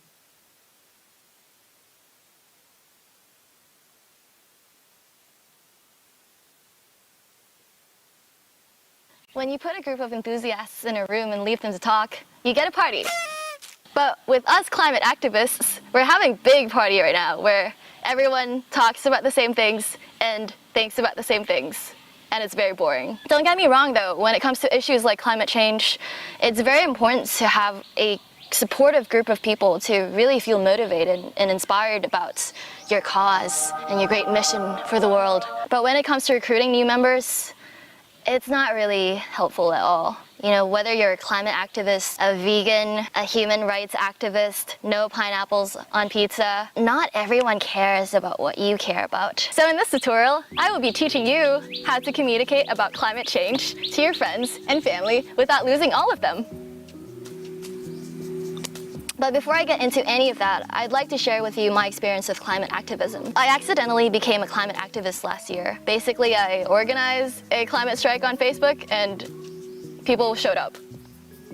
We're here at Climate Strike Thailand right now. I've gained many disciples since. You know, I've got these tree huggers, real biologists, scientists, tree planting volunteers, beach cleanup volunteers, all sorts of volunteers. And so every climate strike, we go out to march on the streets. We have all these signs and we say all these things, the same things. What do we want? Right? That's what we want. We've said it so many times, and I've seen it so many times on my Instagram feed and my Facebook posts and the UN, and it makes me want to throw up. Climate scientists have been warning us for decades about climate change, and despite all the evidence and the facts and the statistics, we're still actively trying every day to wipe out our own civilization. I guess either that means 1, we can't make everyone agree on the same thing. 2, we're communicating in a very wrong way. So here are my tips to effectively talking someone out of contributing to humanity's self-destruction. Climate change is already happening all around the world, and although it affects the poorest and most vulnerable communities first, scientific evidence and a little bit of common sense suggests that it will affect all of us. Unfortunately, our brains are way too underevolved to come to terms with this hard and distant fact. And to most people, if it hasn't already happened to them, it's almost as if it's not happening at all. Like my good friend Matt used to say about homework, do tomorrow, do tomorrow. To overcome such inadequate brain processes, we need to show people why they need to care. Then use that information to find out your common ground. Find out what you can offer your friend and maybe somehow link it to climate change without overdoing your agenda. Rather than emphasizing on the importance of the environment, offer benefits and rewards to the areas which impact them directly. I'd like to introduce to you my dog Coco, who will demonstrate to you real-life examples of people you might come across in daily life and have to talk to about climate change. Come back. In this scene, your friend is a waitress who struggles to pay her rent while pursuing her dreams of becoming a house DJ. She has little time to care about how much plastic waste she creates from the street food she eats. How can we help make sustainable living more economical and accessible for people like her, who's already got hundreds of problems to worry about every day? Here, your friend is a single mom who works a 9-to-5 office job and also needs to pick up her kids from school and help them with maths homework. Telling her to stop driving to reduce carbon emissions might cause her to bark at you. Instead, enlighten her about the low-cost, traffic-free, time-saving qualities of public transportation. Show her that being environmentally conscious can also be cheap, easy, quick, and convenient. In this scenario, your friend is a young hipster who takes candid photos of herself with a self-timer on her iPhone. She's only got a few hundred followers on Instagram, but she wants more. Can you help your friend gain more followers by introducing thrift shopping and minimalism to her? Not only might her new secondhand outfits impress the online community of strangers, but her knowledge on the harmful effects of fast fashion and consumerism is sure to add an extra wow factor. Here, your friend is a backpacker who has come to Thailand to figure out what to do with his life, but is yet to find enlightenment in his 6th year of gap year. He cares very little about the carbon emissions of a flight and about the cruelty behind wildlife tourism, but he does care very much about yoga and letting the universe take over. Perhaps volunteering at a certified elephant sanctuary and veganism might actually help him become one with the earth. In this scene, your friend is a confident businesswoman and a CEO of a Fortune 500 company. She not only has the reputation of a strong female leader to maintain, but also a score as a money-making machine. How can we show her that renewable energy is the new green investment with high growth potential and returns? Great. Now your friend is listening. Now, while speaking to them, remember to use human language. Like most people, Coco is not a climate scientist and might not understand terms like carbon offset, transboundary air pollution, and ocean acidification. Keep it simple. Point out direct day-to-day climate impacts that are tangible to the person you're talking to. Avoid jargon and complicated vocabulary. When faced with a difficult concept that needs explanation, go back to step 1. Understand where in the climate dictionary your friend is at and explain from there. Coco might not understand meat production accounts for 14.5% of global greenhouse gas emissions, much of its methane attributable to cow flatulence. But she would probably understand eating lots of beef is probably bad for the environment because it takes a lot of water and energy to grow food for cows, and their farts also make our planet hotter. Many advocates and activists say things like, we need climate justice now. But to Coco, she might think, what does climate justice even mean? Is there like a climate court? How exactly can we act now? Just give simple instructions. People want to help, but they can't help you if they don't understand you.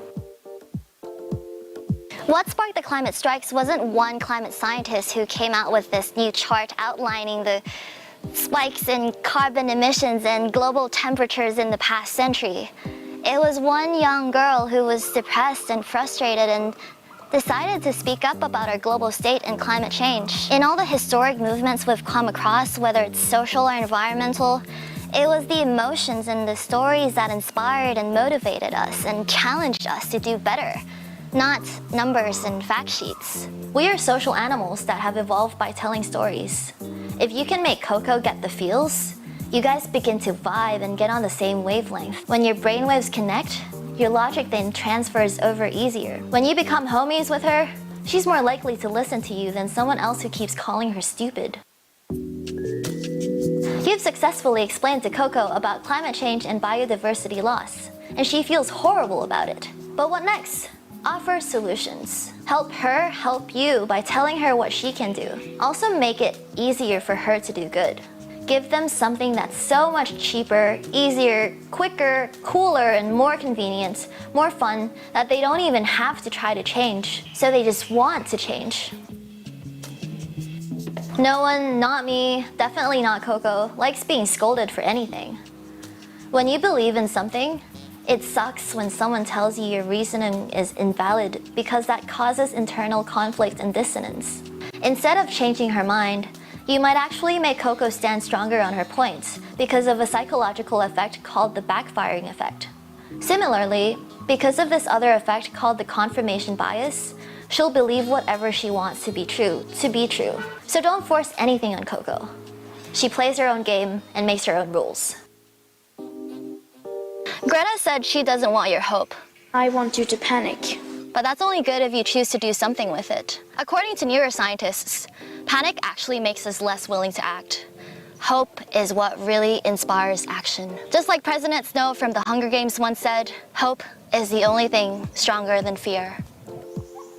Now with doom and gloom all over the news, it can be very hard to remain positive some days and keep fighting for our planet and our future. Warning Coco about climate impacts can really suppress her, but telling her about the progress we've made in our wonderful conservation efforts can really enable her and positively reinforce her to take action. And when Coco sees that she actually has the power to change the world, whether it's in her own crib or her own community or country, it will give her that motivation to really take action in the best ways she knows how to. As the movement grows, people then begin to see more of these possibilities of a socially equitable and sustainable world that they've always wanted. And this time also knowing that they too can be part of creating that world.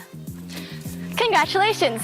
You've passed the training on how to talk about climate change without losing all your friends and family. I wish you the best of luck on this journey, and goodbye.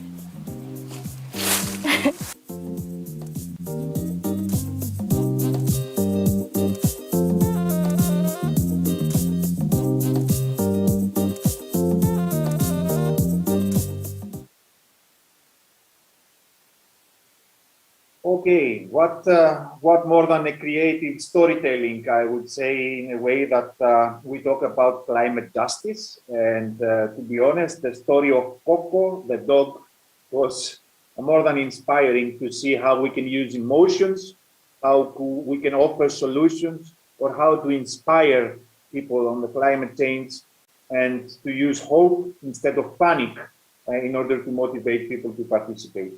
I really enjoyed the presentation, and I would like also to let you know that the translation underneath the video was an automatic translation from the Google Translate. So if there were any mistakes, apologize, but it was an automatic translation.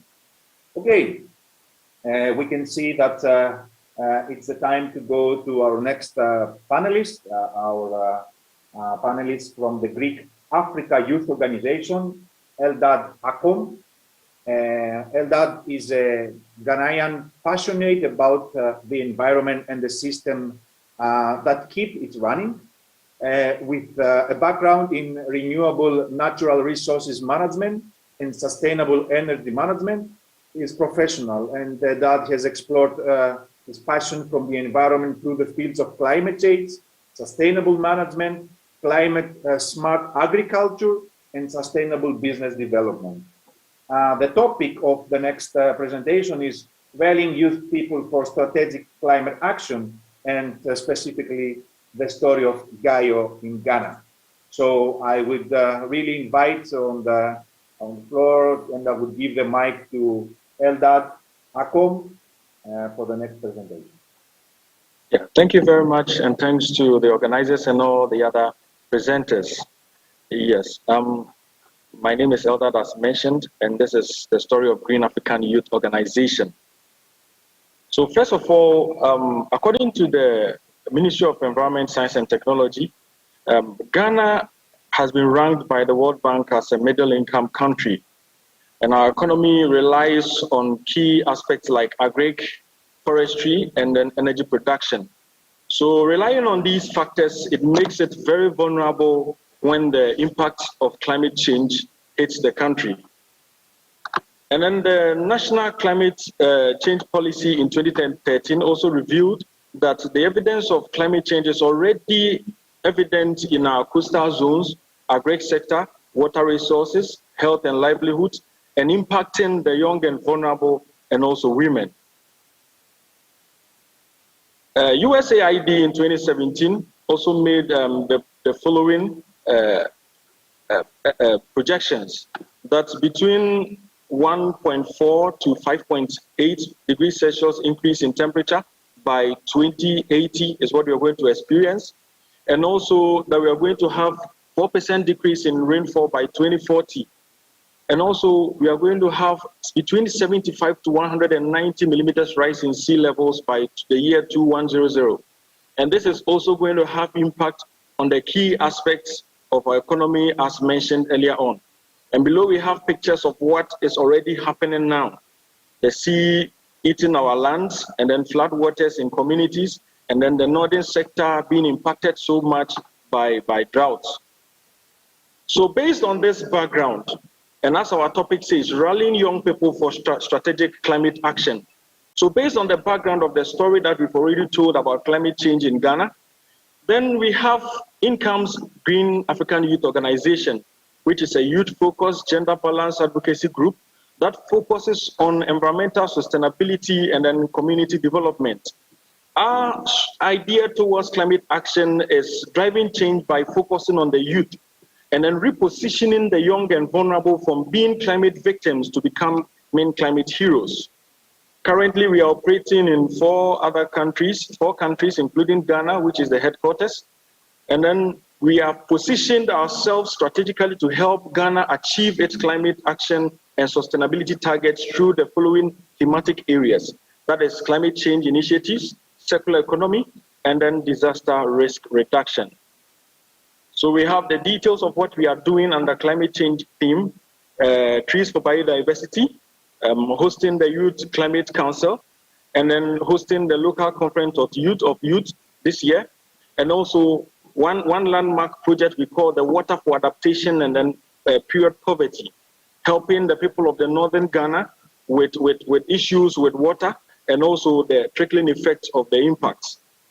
And then also we have circular economy projects like the Sustainable Communities Projects or Zero Waste Projects. And then realizing that climate change impacts are already occurring, we realize that we need to equip particularly young people on how they can adjust towards disasters.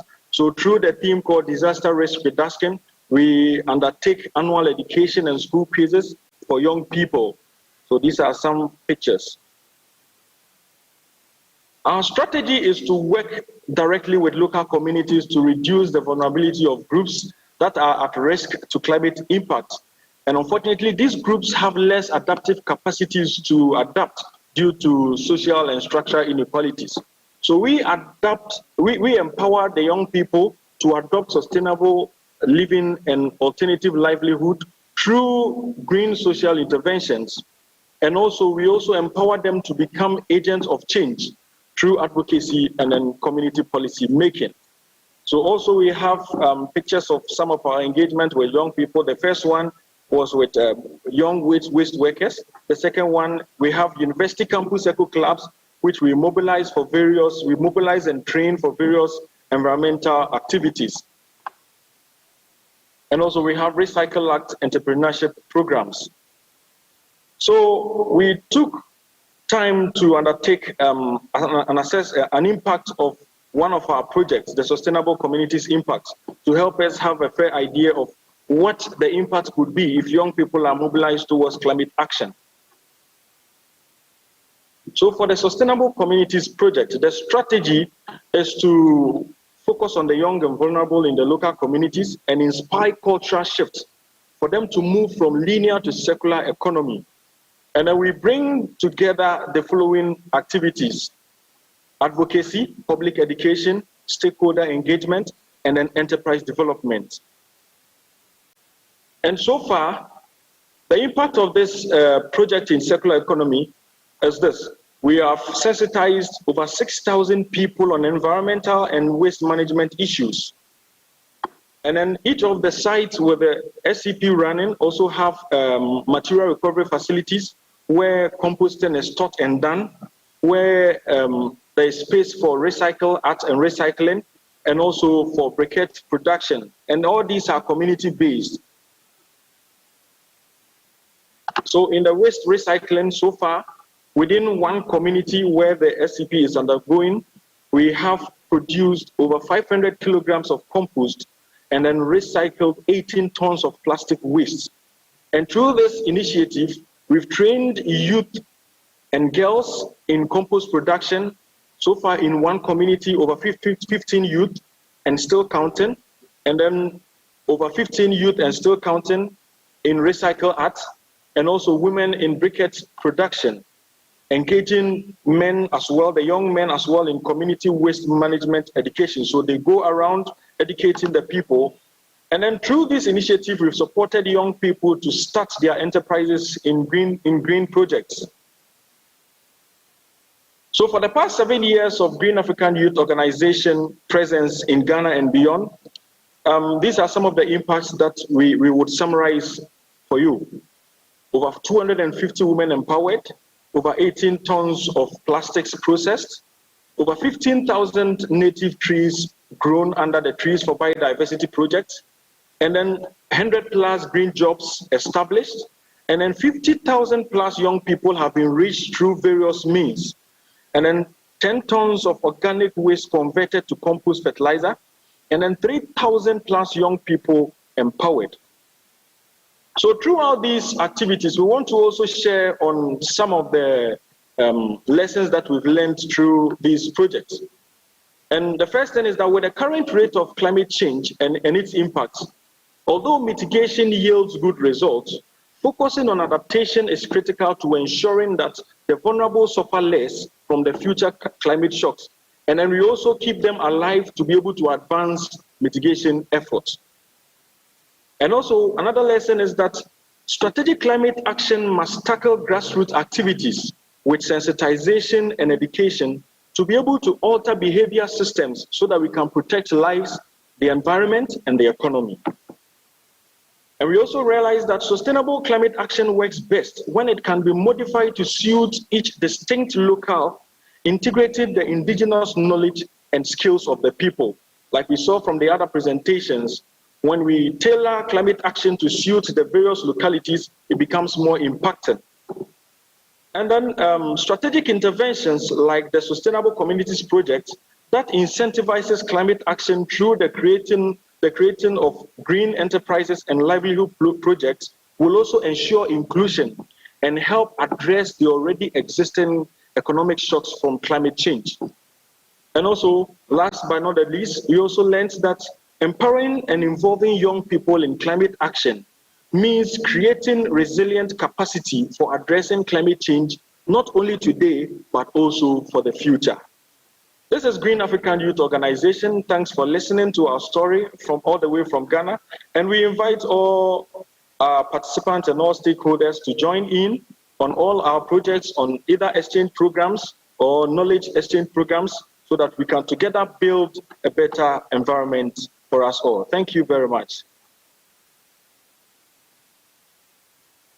Thank you very much, Eldad Akum. Very, very, very inspiring, I would say, presentation. And I would keep two phrases that really stuck on my mind, like supporting young people to start their own green enterprises, and supporting young people to understand that they are part of the future generation plans.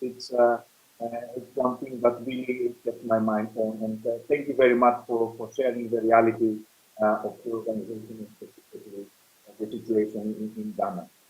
Very, very well done, and for the short presentation that helps us keeping on time and also give us the opportunity for a broader discussion with all panelists at the end.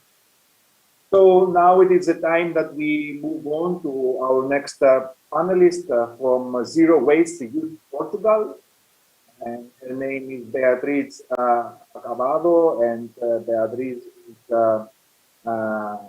veterinarian from Alentejo who lives in Algarve, studied in Coimbra and currently works in a clinic in Faro, Portugal, very difficult place, Faro. So she is interested in sustainability in nature conservation since the beginning. She discovered that the world of zero waste, and since then she has been looking to improve her daily habits.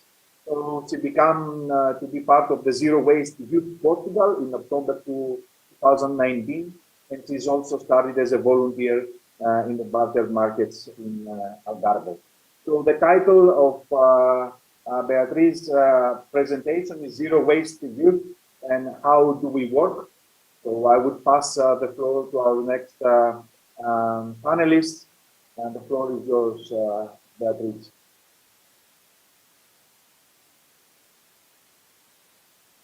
Hi, everyone. I hope everyone is hearing me because I have some problems with my camera, so it's not working. So I hope everyone is okay and hearing me well. So, well, my name is Beatriz, and I'm from Portugal. And I'm going to speak about the Zero Waste Youth.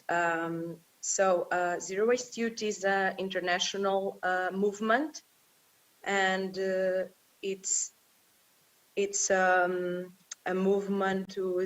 I hope it's okay. It's in full screen, I think. Not yet, Beatriz. It's not in full screen yet. Can you make it full screen? Let me see if I can do it. The next one. Okay. Like this?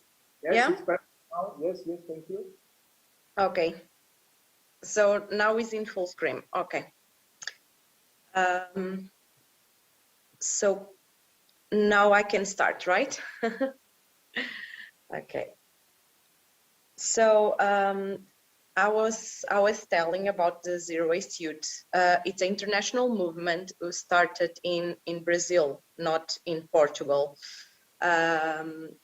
But there is some Zero Waste Youths on other places like the United States and Nepal and Costa Rica. And if you want to start a movement in your country, you can do it. You just need to speak with us, and we can give you the tools to get the movement in your country. First, I hope you know what zero waste means. I'm trying to pass the next slide. Okay, so the zero waste is an ethical, economical, efficient, and visionary goal to guide people to change their lifestyle. And I mean, I'm not going to read everything. So the zero waste is, we try to have a circular economy and use everything Earth gives us.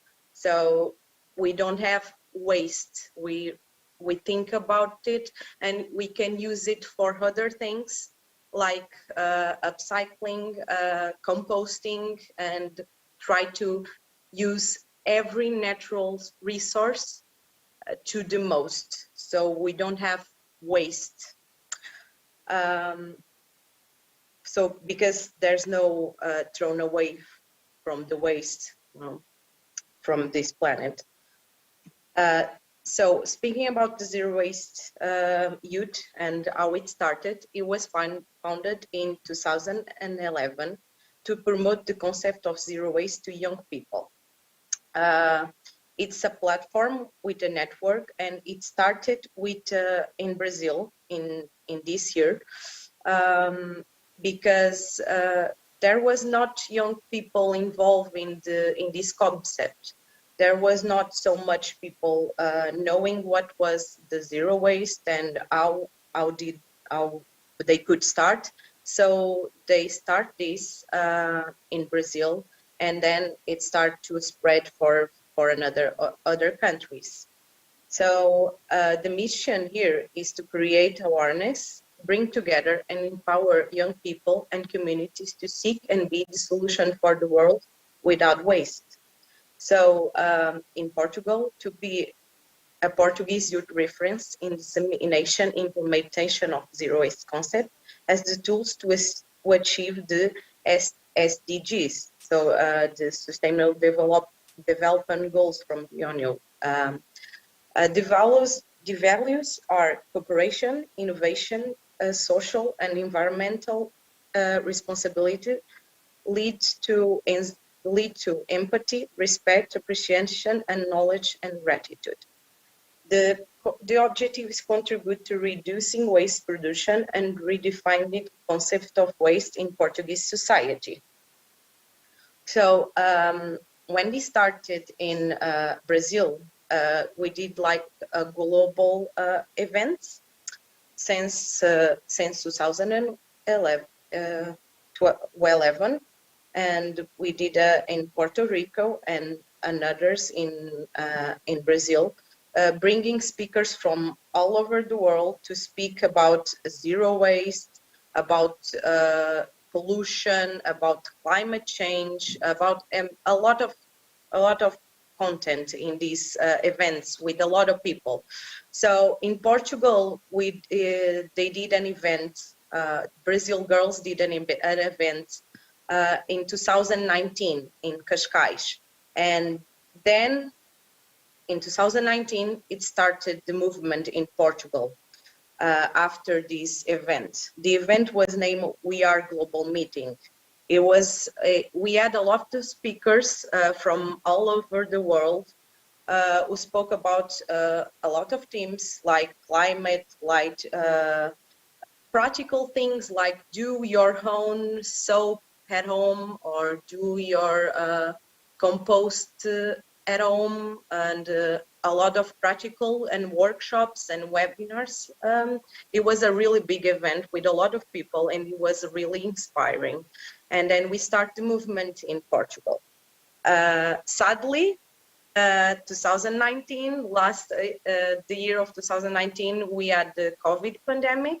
So when we started in Portugal, we had a lot of issues because we had a lot of ideas to do events in presential form together with a lot of people, because the word spreads really well without being online, not so much online, because people are more empathic, you know, when they are face to face. So it was a challenge to get everything online, and every idea we had to spread the concept of zero waste to an online platform. So we did a lot of events in online parts. We spoke about a lot of themes like agriculture, sustainable agriculture. We spoke with Eunice from Maria Granel. She was the first person who had a granel shop in Portugal. It was the first shop with everything you buy, you can buy in bulk.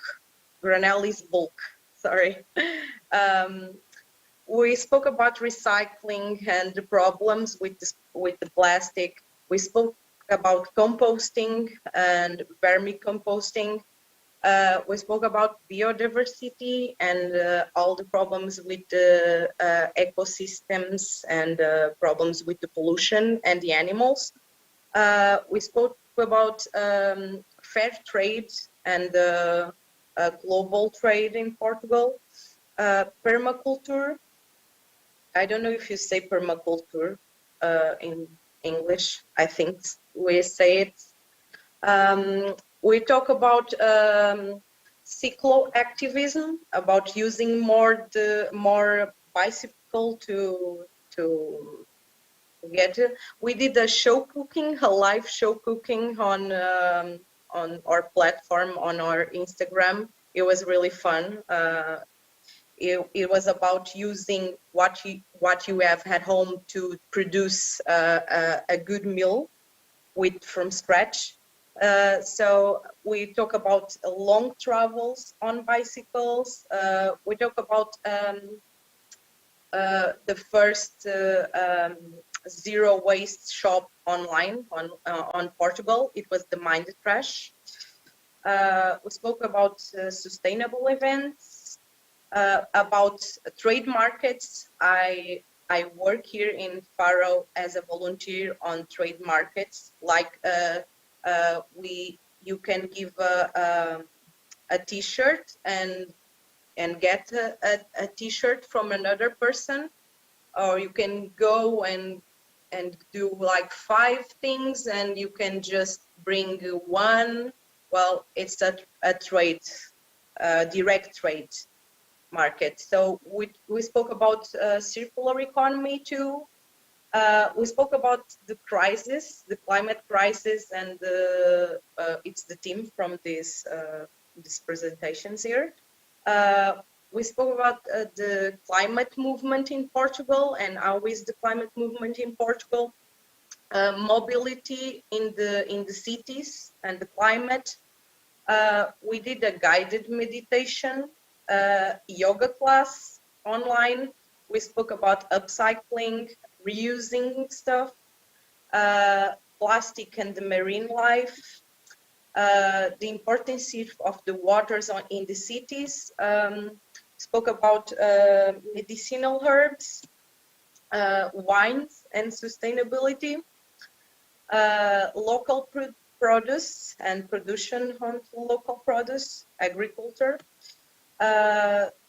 long travels on bicycle and inclusivity. We'll talk about a little bit of inclusion and accessibility for disabled people too, because we try to get this movement not just about the climate or just about the waste, but about social problems too. We spoke about sustainable and our pets, sustainability and our pets. And the last one we did was about food waste. It was a round table about food waste. We did some presential events when we could. Because of the COVID, we had a lot of problems to get everyone together. We did some workshops about composting. We did some cleanups on beaches in Portugal. This year we could do on three locations. It was at the same time, but on 3 different locations, because we have a big group and we are in all parts in Portugal. We reorganize in weekly reunions, and then we organize these things, but we are far away from each other.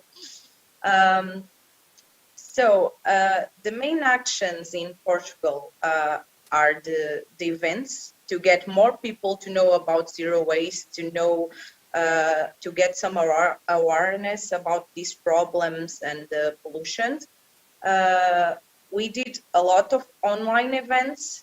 Sadly, we couldn't have so much of presential events, but we did some. We tried to. Our content is more educational and about awareness. And we speak about some key dates, like right now it's Christmas. We speak about sustainable Christmas or sustainable Easter, and how you can be more sustainable in this time, in this special day. And we have a global calendar with the various themes. I'm going to speak about the global calendar next, okay? So knowledge. sorry. So we have a zero waste ambassador program for new members. Right now, it's not working in Portugal. It's working in Brazil. Sadly, we couldn't do it right now, but I hope we can do it next year. This content, we have a lot of content with a lot of people speaking, but it's all in Portuguese. Next year, I hope I can do the translation and do some subtitles in English so we can spread the knowledge for everyone. About our global calendar, I was speaking about our global calendar. It's there's a lot of themes. We speak about in January is the We Are January. It's about our knowledge and about starting the year. February we speak about reusing. April we talk about hurt, and in March we talk about water, about the pollution and water. In May we speak about the composting. June we speak about using more the bicycle to go to some place or go on foot. August we speak about circular economy, and July is the plastic-free July. November we speak about food waste, and be more like vegan stuff. September is the theme we speak about climate. So, how we are structured and how we do every event, international events, local events. The Zero Waste Ambassador training we'll start it in Portugal next year, and we speak about Zero Waste Life, and we have an international council. The international council is with the girls from Brazil, Nepal, and United States. And well, why do we exist here? Why do we exist as a zero waste group? We try to get educational information to universities and schools, and we try to involve everyone, but we're trying to get more youth people to be more aware of the problems, and we try to give them tools to do it as an individual, and we try to reach the sustainable goals from the union. The ones on the round we do a lot, and I was going to speak about them individually and what we do and like individual stuff and how we can impact them all, but I don't think I have a lot of time, so let me just see. I don't have, so maybe I will end my presentation here, and well, maybe I have more time with the questions to speak about it more. Thank you. Thank you. Beatriz. Sorry. No, it's totally okay. But this is the idea in general. The idea is that you are given more time in a discussion panelists later on. There might be also questions from the audience that is watching our live streaming on YouTube, the YouTube channel of Seongnam City Youth Foundation. So there are already questions up there. So we will come back to all of you. So Beatriz, thank you very much for your presentation. I think that the zero waste started from Portugal, but expanding all over the world is a good opportunity for all the listeners of our online conference. If you would like to bring this movement to the country, then you will have to contact the Zero Waste to learn more on how to do that. So we should move to our next panelist, which is from Keynote, and Keynote means that we will have with us Iana Compano, who is a third-year undergraduate student studying human, social, and political sciences with a focus on sociology at Trinity College. She has participated in environmental societies while at university, including serving as vice president and founding member of Trinity Ethical and Green Affairs. The topic of the presentation of Yana is running a startup climate policy education organization.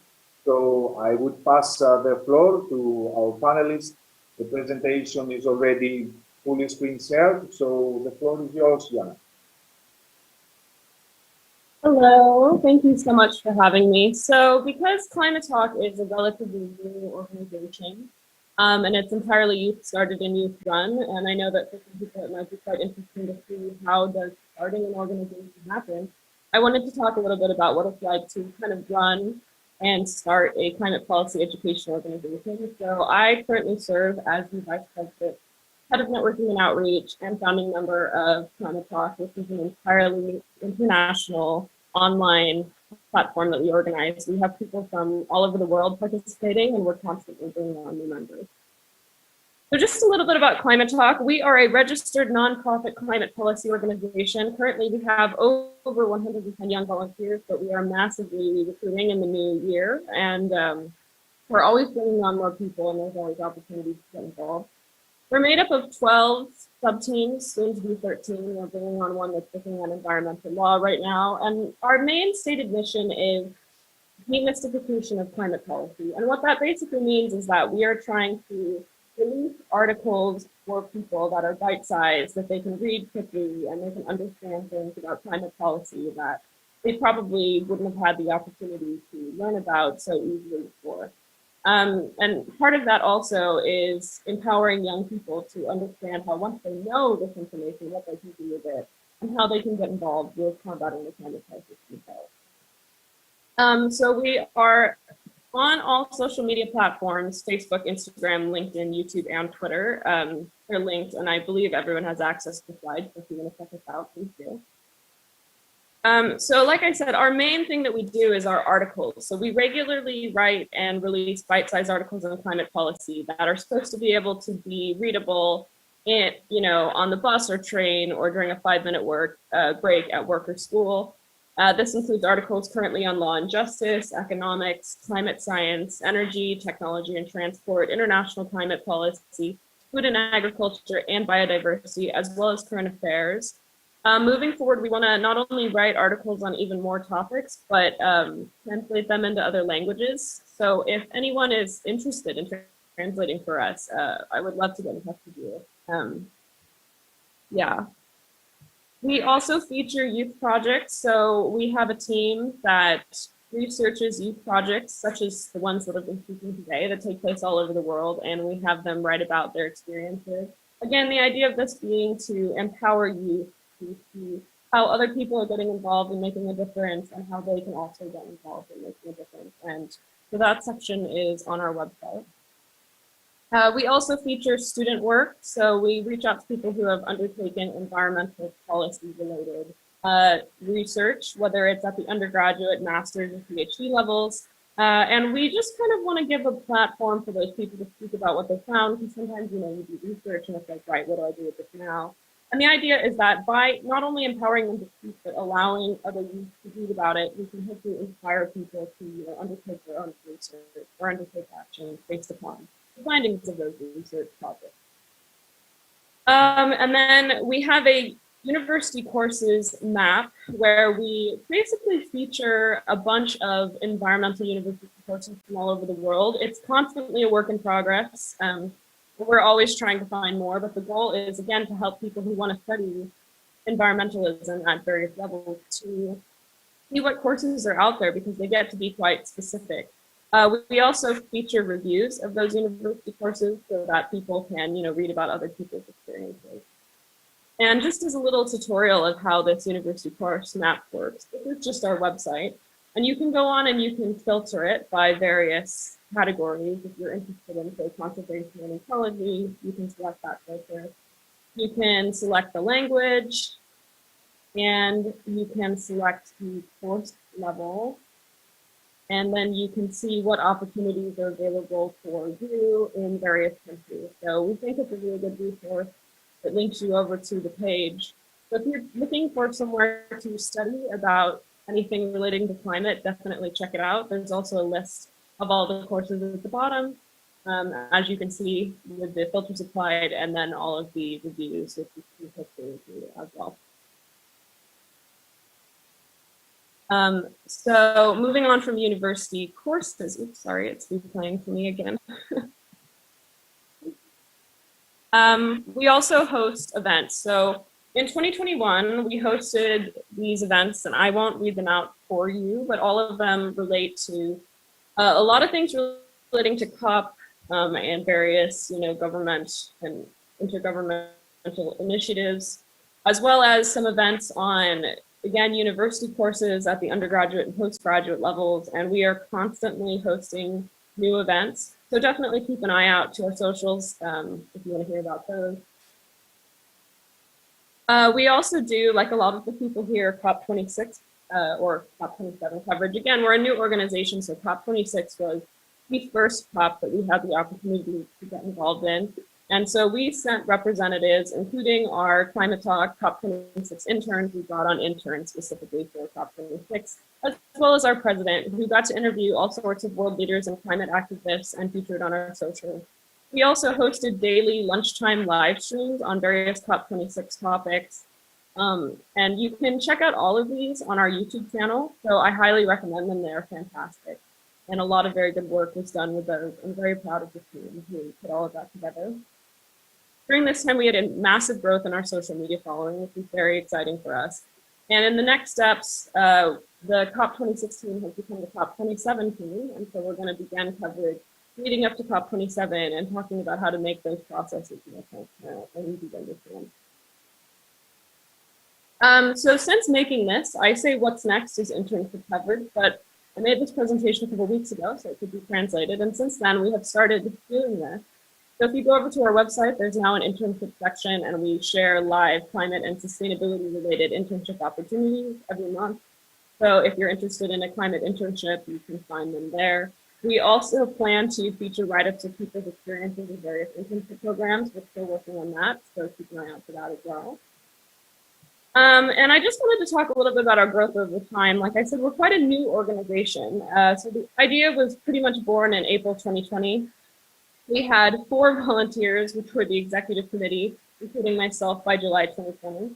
And in September, we began interviewing team members. We had about 20 members in September, which we were absolutely thrilled about. And then we've just been bringing on people ever since. In April, April of this year, we became an official nonprofit organization, and we're registered in Austria because, like I said, we're international, but our president is based in Austria. And we reached 100 members in October 2021, and we have about 110 members currently, though I'm sure that number has gone up.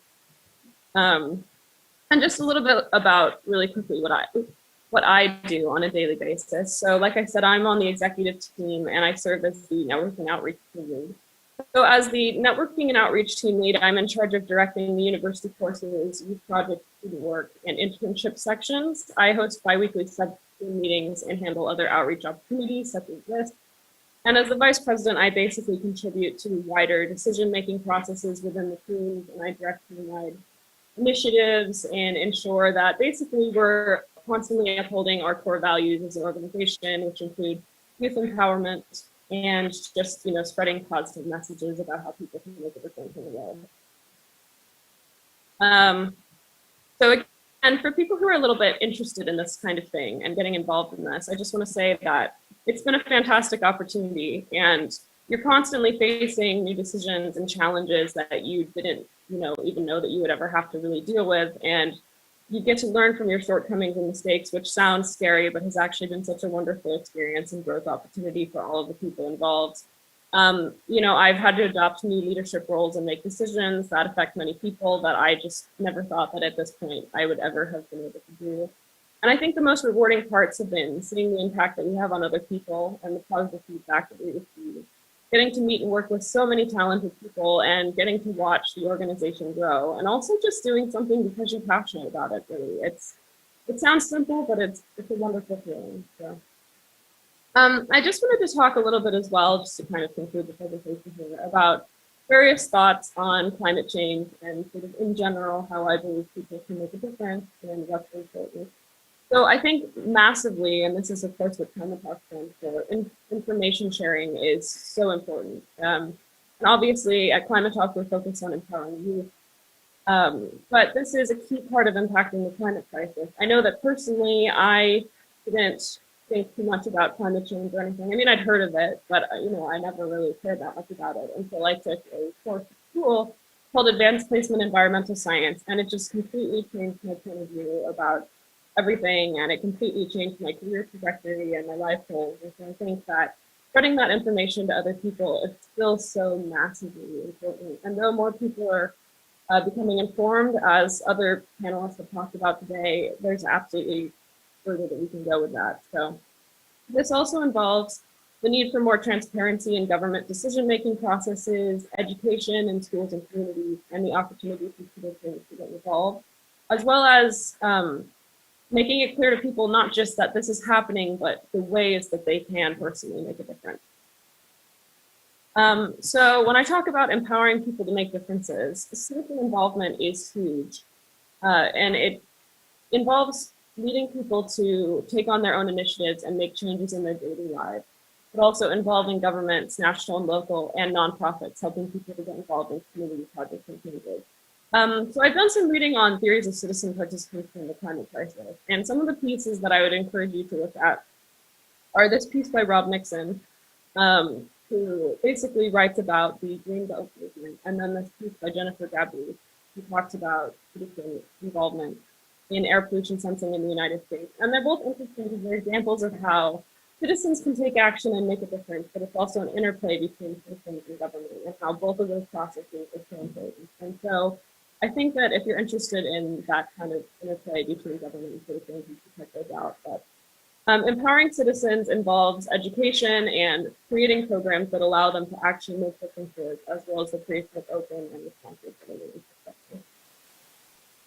And finally here, I think that it's very important when tackling climate change to listen to different ideologies and perspectives. You'll always hear phrases like follow the science, which are of course absolutely true. The science is what has shown us in the first place it's happening before we feel the tangible effects of it, as we are now. But also it's important to be very understanding of other people and to adopt the idea that not everyone experiences it in the same way and not everybody has the same solutions. And so we should work together to address the fact that everyone has different voices and solutions and create forums in which those voices can be heard. Again, I cite a couple of works here that are interesting for talking about participation and listening to different ideologies, if you're interested in those. And that is all. I hope that I was able to keep this a little bit brief because I know that everyone's going to get the questions portion. But if you have any questions, feel free to contact visit me at outreach@climatetalk.org. And do follow us on all of our socials. And anyone here is absolutely welcome to get involved. So fill out the Google form if you're interested. And thank you so much. I'm going to stop sharing my screen now. Thank you.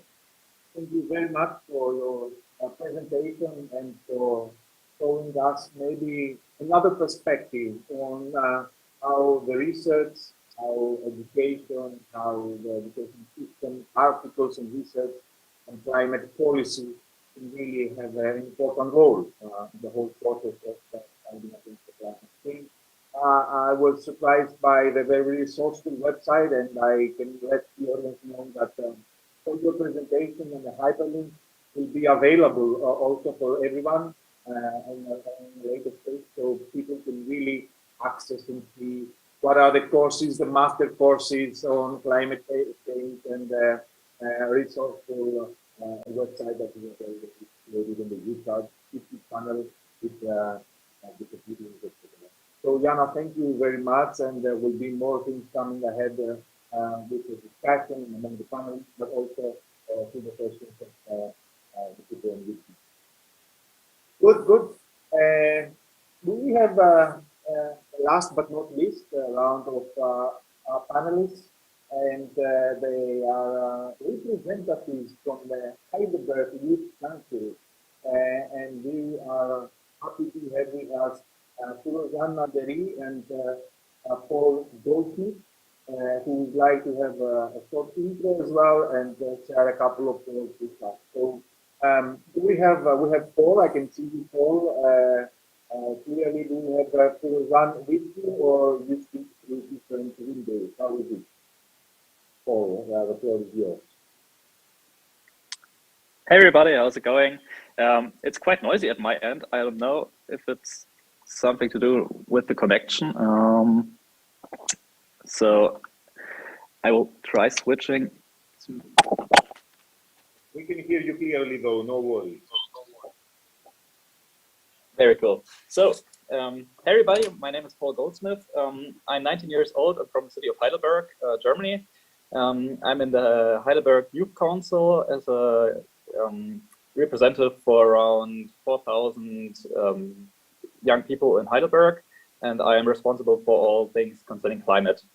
Also, I am a part of Community Climate in Germany. It's a German-wide collective which wants to push ideas of environmental and society, and all things concerning climate in schools around the German-speaking countries.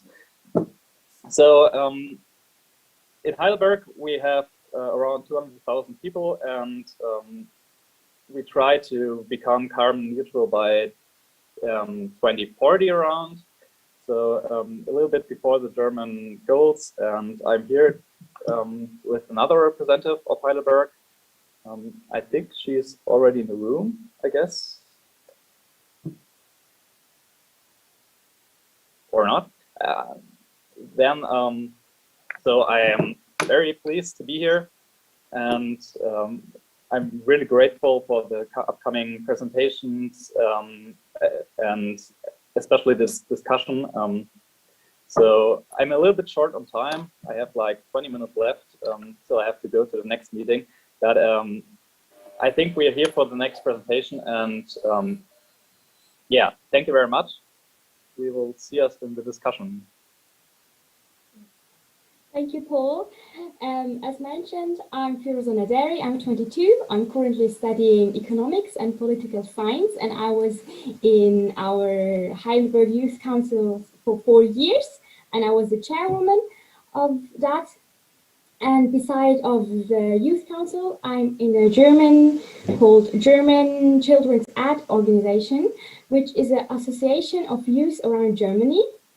And during the work at our Youth Council, and we had some projects about climate change, for example, events or actions about sustainability, or we have citywide. We did some little project as well in our city, like citywide recyclable coffee cups or shopping bags, or we organized some workshops on schools or for adults that they get in touch with the topic. And with the project at the Children's Ad Organization, we help out other children and youth to build up their own youth council or similar forms of that, that they can organize their own projects from their own.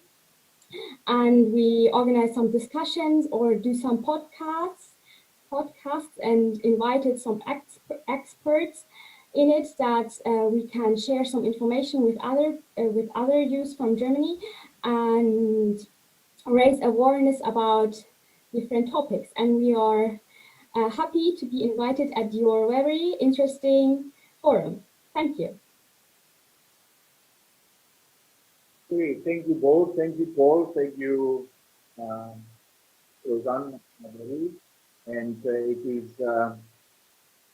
it is a pleasure to have among you, because we cannot talk about youth climate activists without young people. So the youth share of all the panelists and presenters is a matter of highly importance. So, we would like to thank you very much for this first round of presentation.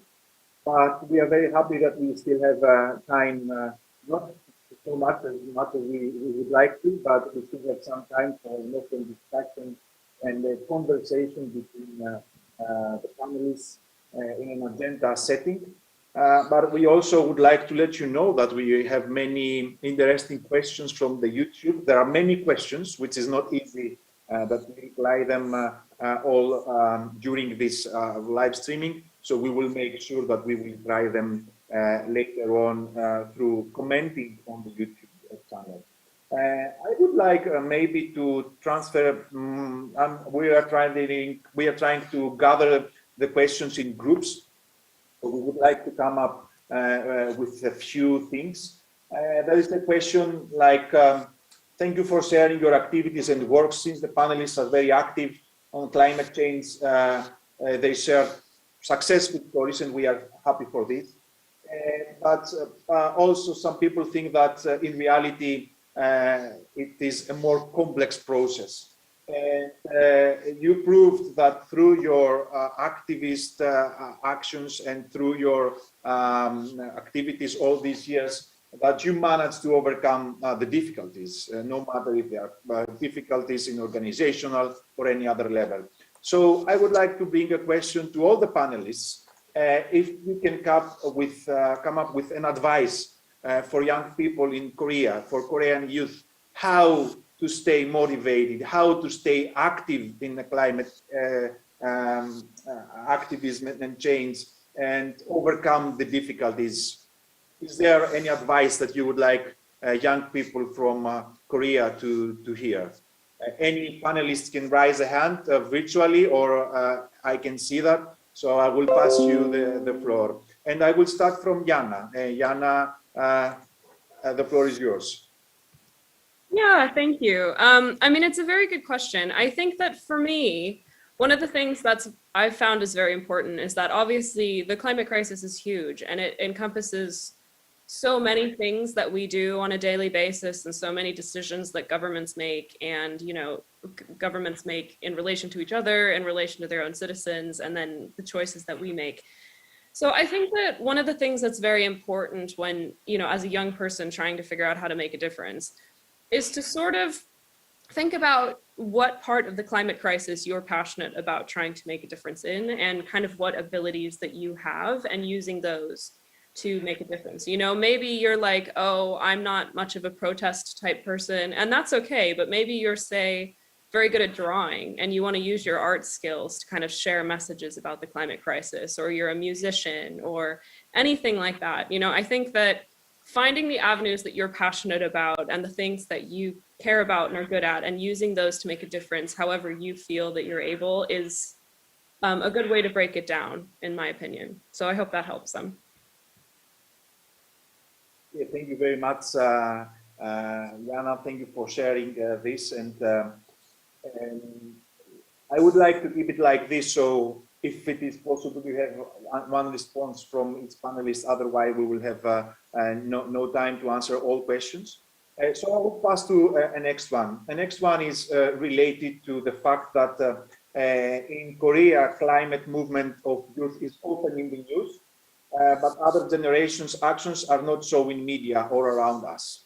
So there is an open question to all of us. Is there any generation gap? Do you see in your countries, in the way that you are acting, that a generation gap is visible through the way that the media or the general audience is approaching the issue of climate change? Do you think that we can have a word from your own experience in that part? Young Fong, please. Hi, I'm not sure if I understood the question correctly, but if he's talking about a generation gap that I saw, I think that especially with the older generation, the younger generation, there is a gap of understanding of the climate change issue. Rather than, well, in South Korea last year, the local governments did declare a climate emergency, but despite understanding the urgency of it, the older generation doesn't really know how to outreach to the youth and being really cooperative and involved in taking action against climate change. So I think there's a lack of understanding on how to outreach the youth and how to involve them in the conversation, despite understanding that this is a climate emergency. So just a lack of not awareness, but action, I think, that I want to share. Thank you.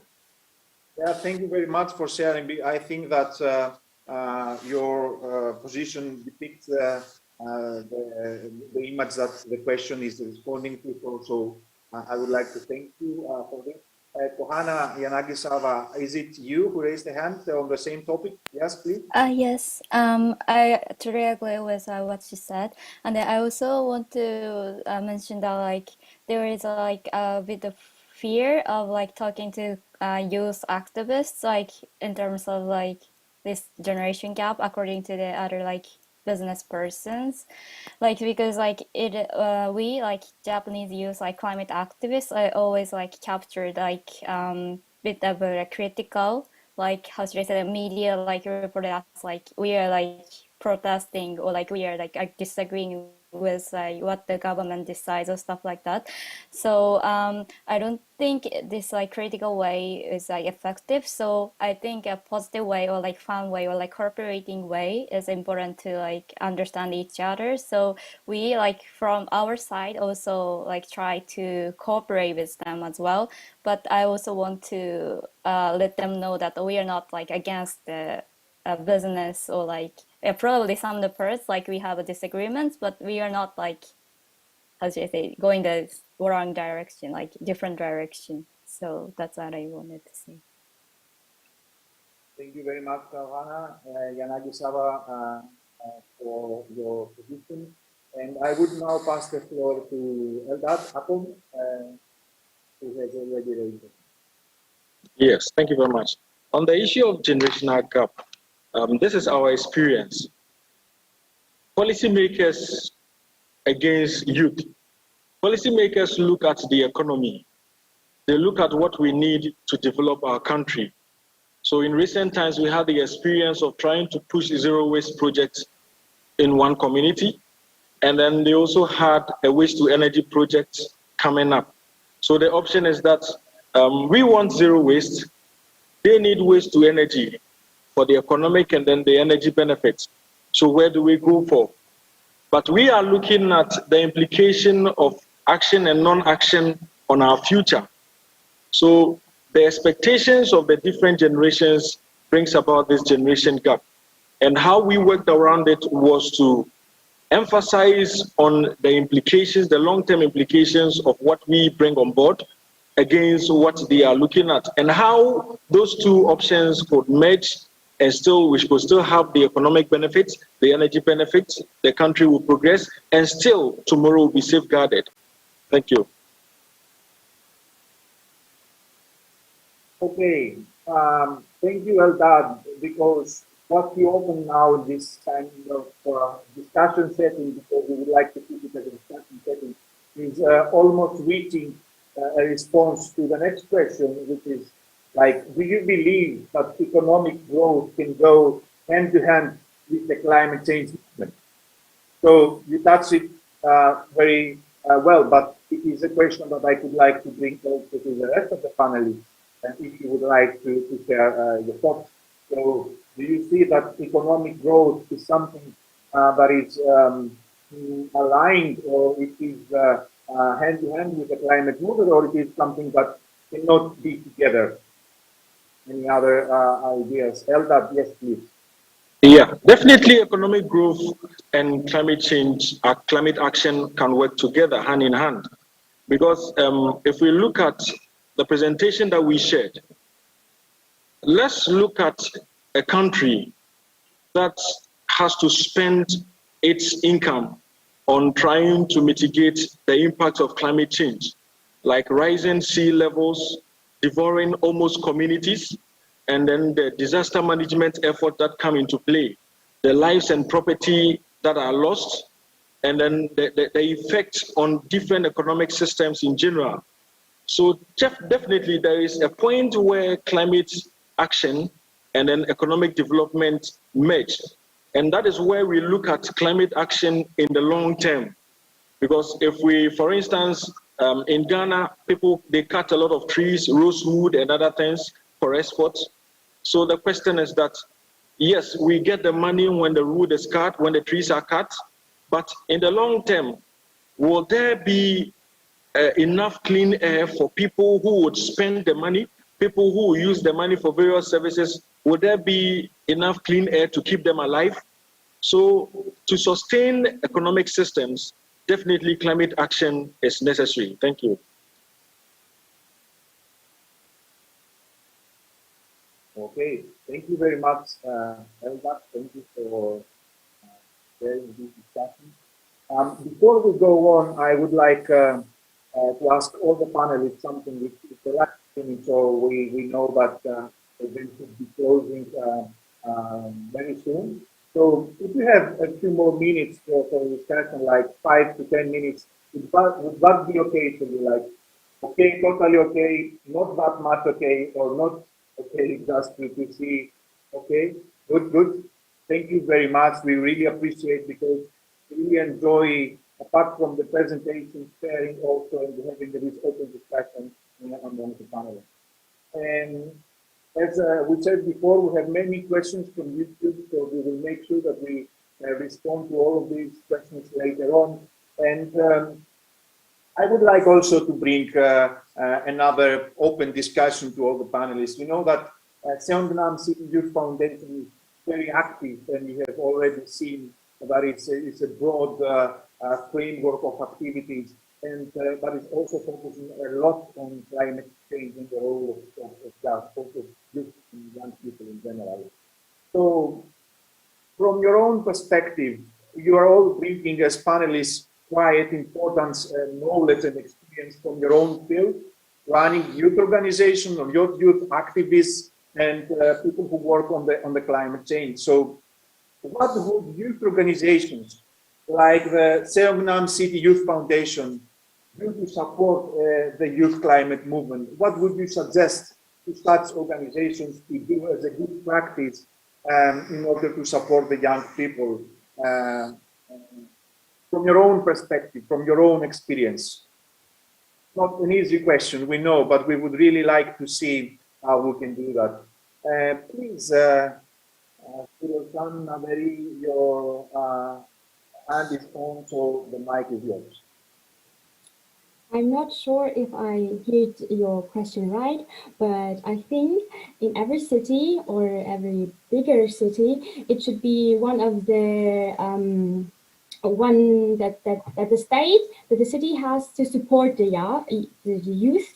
And in our city, currently, our city council has did a decision, and they provided about, I don't know, 25,000 euros for climate protection projects by young people, for young people. And if young people who want to implement climate protection projects, therefore they can apply for it, and they are doing a workshop or a space where the youth can exchange their ideas and opinions and come together. And then I think this is very good, because the youth has this financially support of them and the space to exchange their ideas, so they have the opportunity to maybe do something bigger. And I think the older one or the city can and should support the youth in that way, giving space and financially support, maybe.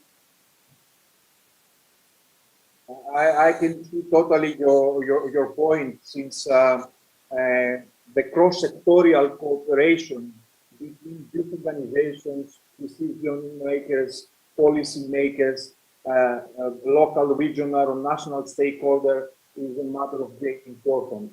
And so, starting this conversation, I would pass you the floor, Paul, straight away. So we continue on the same topic.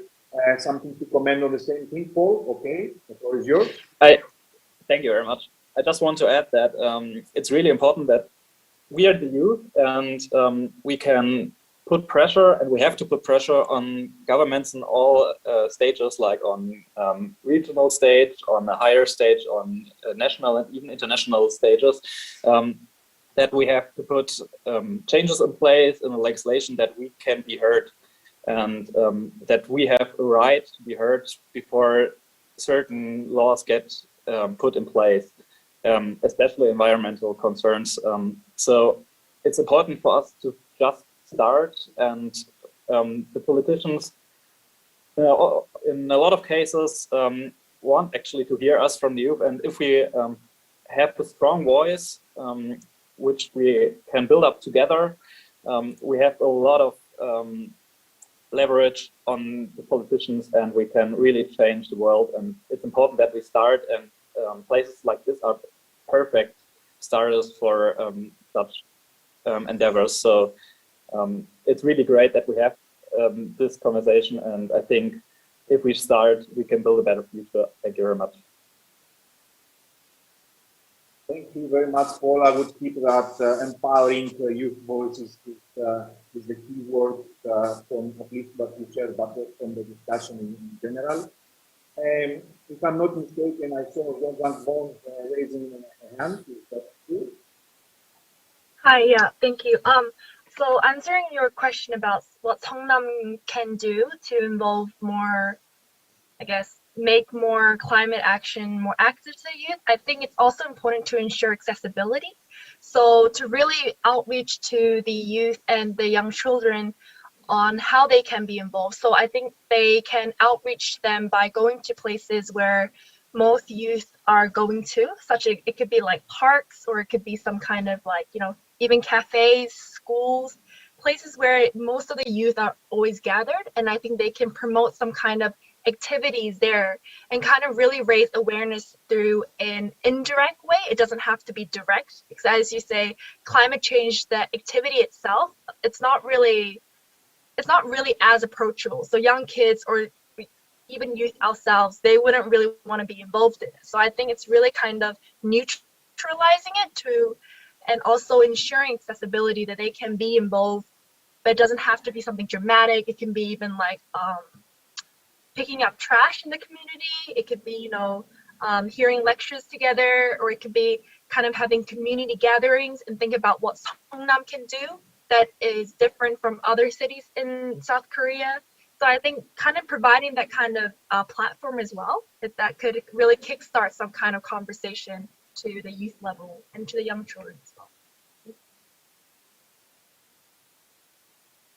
And I like that part very much because it is bringing something that we can also discuss together, because the setting that Yongtan Bong just described looks like more an informal setting, which is very important for other people to feel more engaged in the discussion and the challenge that we are talking about.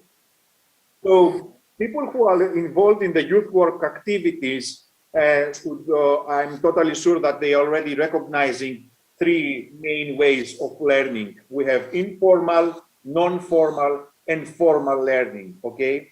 So informal learning is happening accidentally, is not structured, and it can happen in copies in everyday life by seeing and participating in the community. Non-formal learning is something which is well structured, but the learner has a very active role. So youth work activities are mainly oriented to non-formal learning and non-formal education.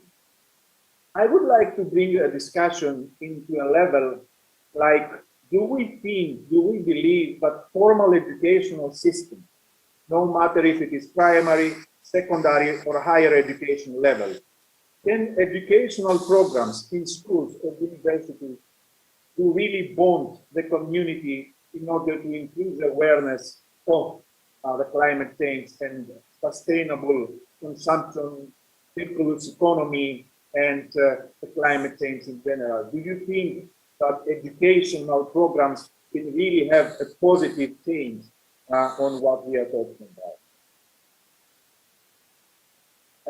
I would start with Yana, and then I will go to Eldad, and then Roseanne. Thank you. Yeah, I mean, I believe that formal educational programs are really hugely important. For me, they've been a huge part of my own education in climate change. And because I have been empowered by formal education and have been allowed the privilege of receiving that, I have then been able to kind of spread the message to people who haven't had that, you know, older people that I'm with, or fellow peers that haven't had the same education as me. At the same time, I think that any kind of education sharing that's informal is also very important, because obviously not everyone has the ability to access formal education in the way that someone like me has. And so I think that it shouldn't be one or the other, it should be both as much as possible. And also encouraging people in formal education that they need to share what they've learned in very accessible and clear language, that, and in terms that people will understand and will actually want to act upon, with people who haven't received that formal education. Thank you very much, Diana. I can also share it also from European perspective that Youth at Work Partnership that I'm also representing is trying to combine all these ways of learning and all these ways of acting in a way that they all go together. We can see non-formal education activities being part of involved in the formal education system, but also research and knowledge is involved in the use of practice together with policy makers and decision makers. So triangle that is very important. I would pass the floor to Eldad. The floor is yours, Eldad. Okay, thank you. I would answer by first asking, have you noticed that it's very easy to find a young person tell you what they would want to be in future? They will talk about pilots, astronauts, scientists, doctor. Hardly do we find young people tell us that when I grew up, I want to protect the environment. It is because it has become a norm that through formal education, they are taught to appreciate that the future for them becomes better when they become scientists, when they become a doctor, when they become an astronaut. But taking climate action to making it a culture and then a part of formal education is a way that we can impact the right knowledge to young people right from infancy, right from the childhood stage, so that when they begin to appreciate and they know that the pilot I want to be in future, if I want to enjoy that future, it must be in a clean environment, it might be in a safe world, it must be in an environmentally friendly society, then they will also begin to appreciate how their future ambitions and their future plans and aspirations would have to work hand in hand with climate action in particular. Yes, so formal action is very necessary. Formal education is very necessary. Thank you. Let's keep that word, Eldad. Let's keep it like this, so we can see future generations to imagine their future, not in the usual roles as you described, but in the role of change maker or climate. We hope that one day this discussion will not be needed. We really hope that one day that there is no reason to have ongoing activities for informing people how important it is to fight against climate change, because I hope there is no need for it in the later future. I would pass also the floor to Rojan Naveri for their turn to share a couple of things since they can. Thank you. I can just agree with the four speakers. And if I think education, as already mentioned, is very, very important for every country, for every human being, because it gives you so much power and opportunities for your future. And if our generation get this education and we create this awareness, our children will be influenced by us too. So if you educate the people right now, the younger ones, the children of the people or youth right now will have these topics already discussed by their parents in the future maybe too. So it will have a bigger effect than just the people who are educated right now, because they can spread the information and discuss about it, and the future generation will profit from that too. Okay, it sounded like a closing phrase. I cannot say more, because the voice of young people should be the voice that will close this Global Youth Expert Forum on the topic of climate change and the voices of youth. And we know that the panelists, the speakers, the guest speakers, and the audience out there, that are hundreds, and we would like to thank them for participating and being so active in the YouTube channel. We all know that unfortunately the climate crisis is something that we were predicting that will be in a later stage. And we were hearing at the news that it will be like 2050 or something else, but it's the reality. And the only way to fight the reality is to accept it and see what are the good practices out there. And today we had many good practices. Today we had good examples of people who are really believing in the role of young people in tackling the climate change, and the need out there for making the voices of youth stronger, together collaborating with other stakeholders in order to enable young people to believe that they can really be part of it. The Vietnam City Youth Foundation is very active, and also talking from my personal experience, and I get emotional when I remember my visit in Vietnam City a couple of years ago, that is proving a way of good practices that young people can really rely on for their future steps. I think that we have a lot to do, and there is a lot and a huge need out there for more young people to be engaged in this crucial issue. I think that your presence here today is also depicting a very strong belief that young people can change the world and can guarantee a safer future for the next generation. From the Seongnam City Youth Foundation, from the people who are behind the IT support and the huge investment that has been done all these weeks or months in order to have this event in a successful level, we would like to thank you very much for your participation. We would like you to share in your social media our live streaming YouTube so more people can hear what was the discussion taking place. We would like you to stay safe and active, and until next meeting, be active and be strong young people with strong voices all around the world. Thank you very much for your participation, and looking forward to the next.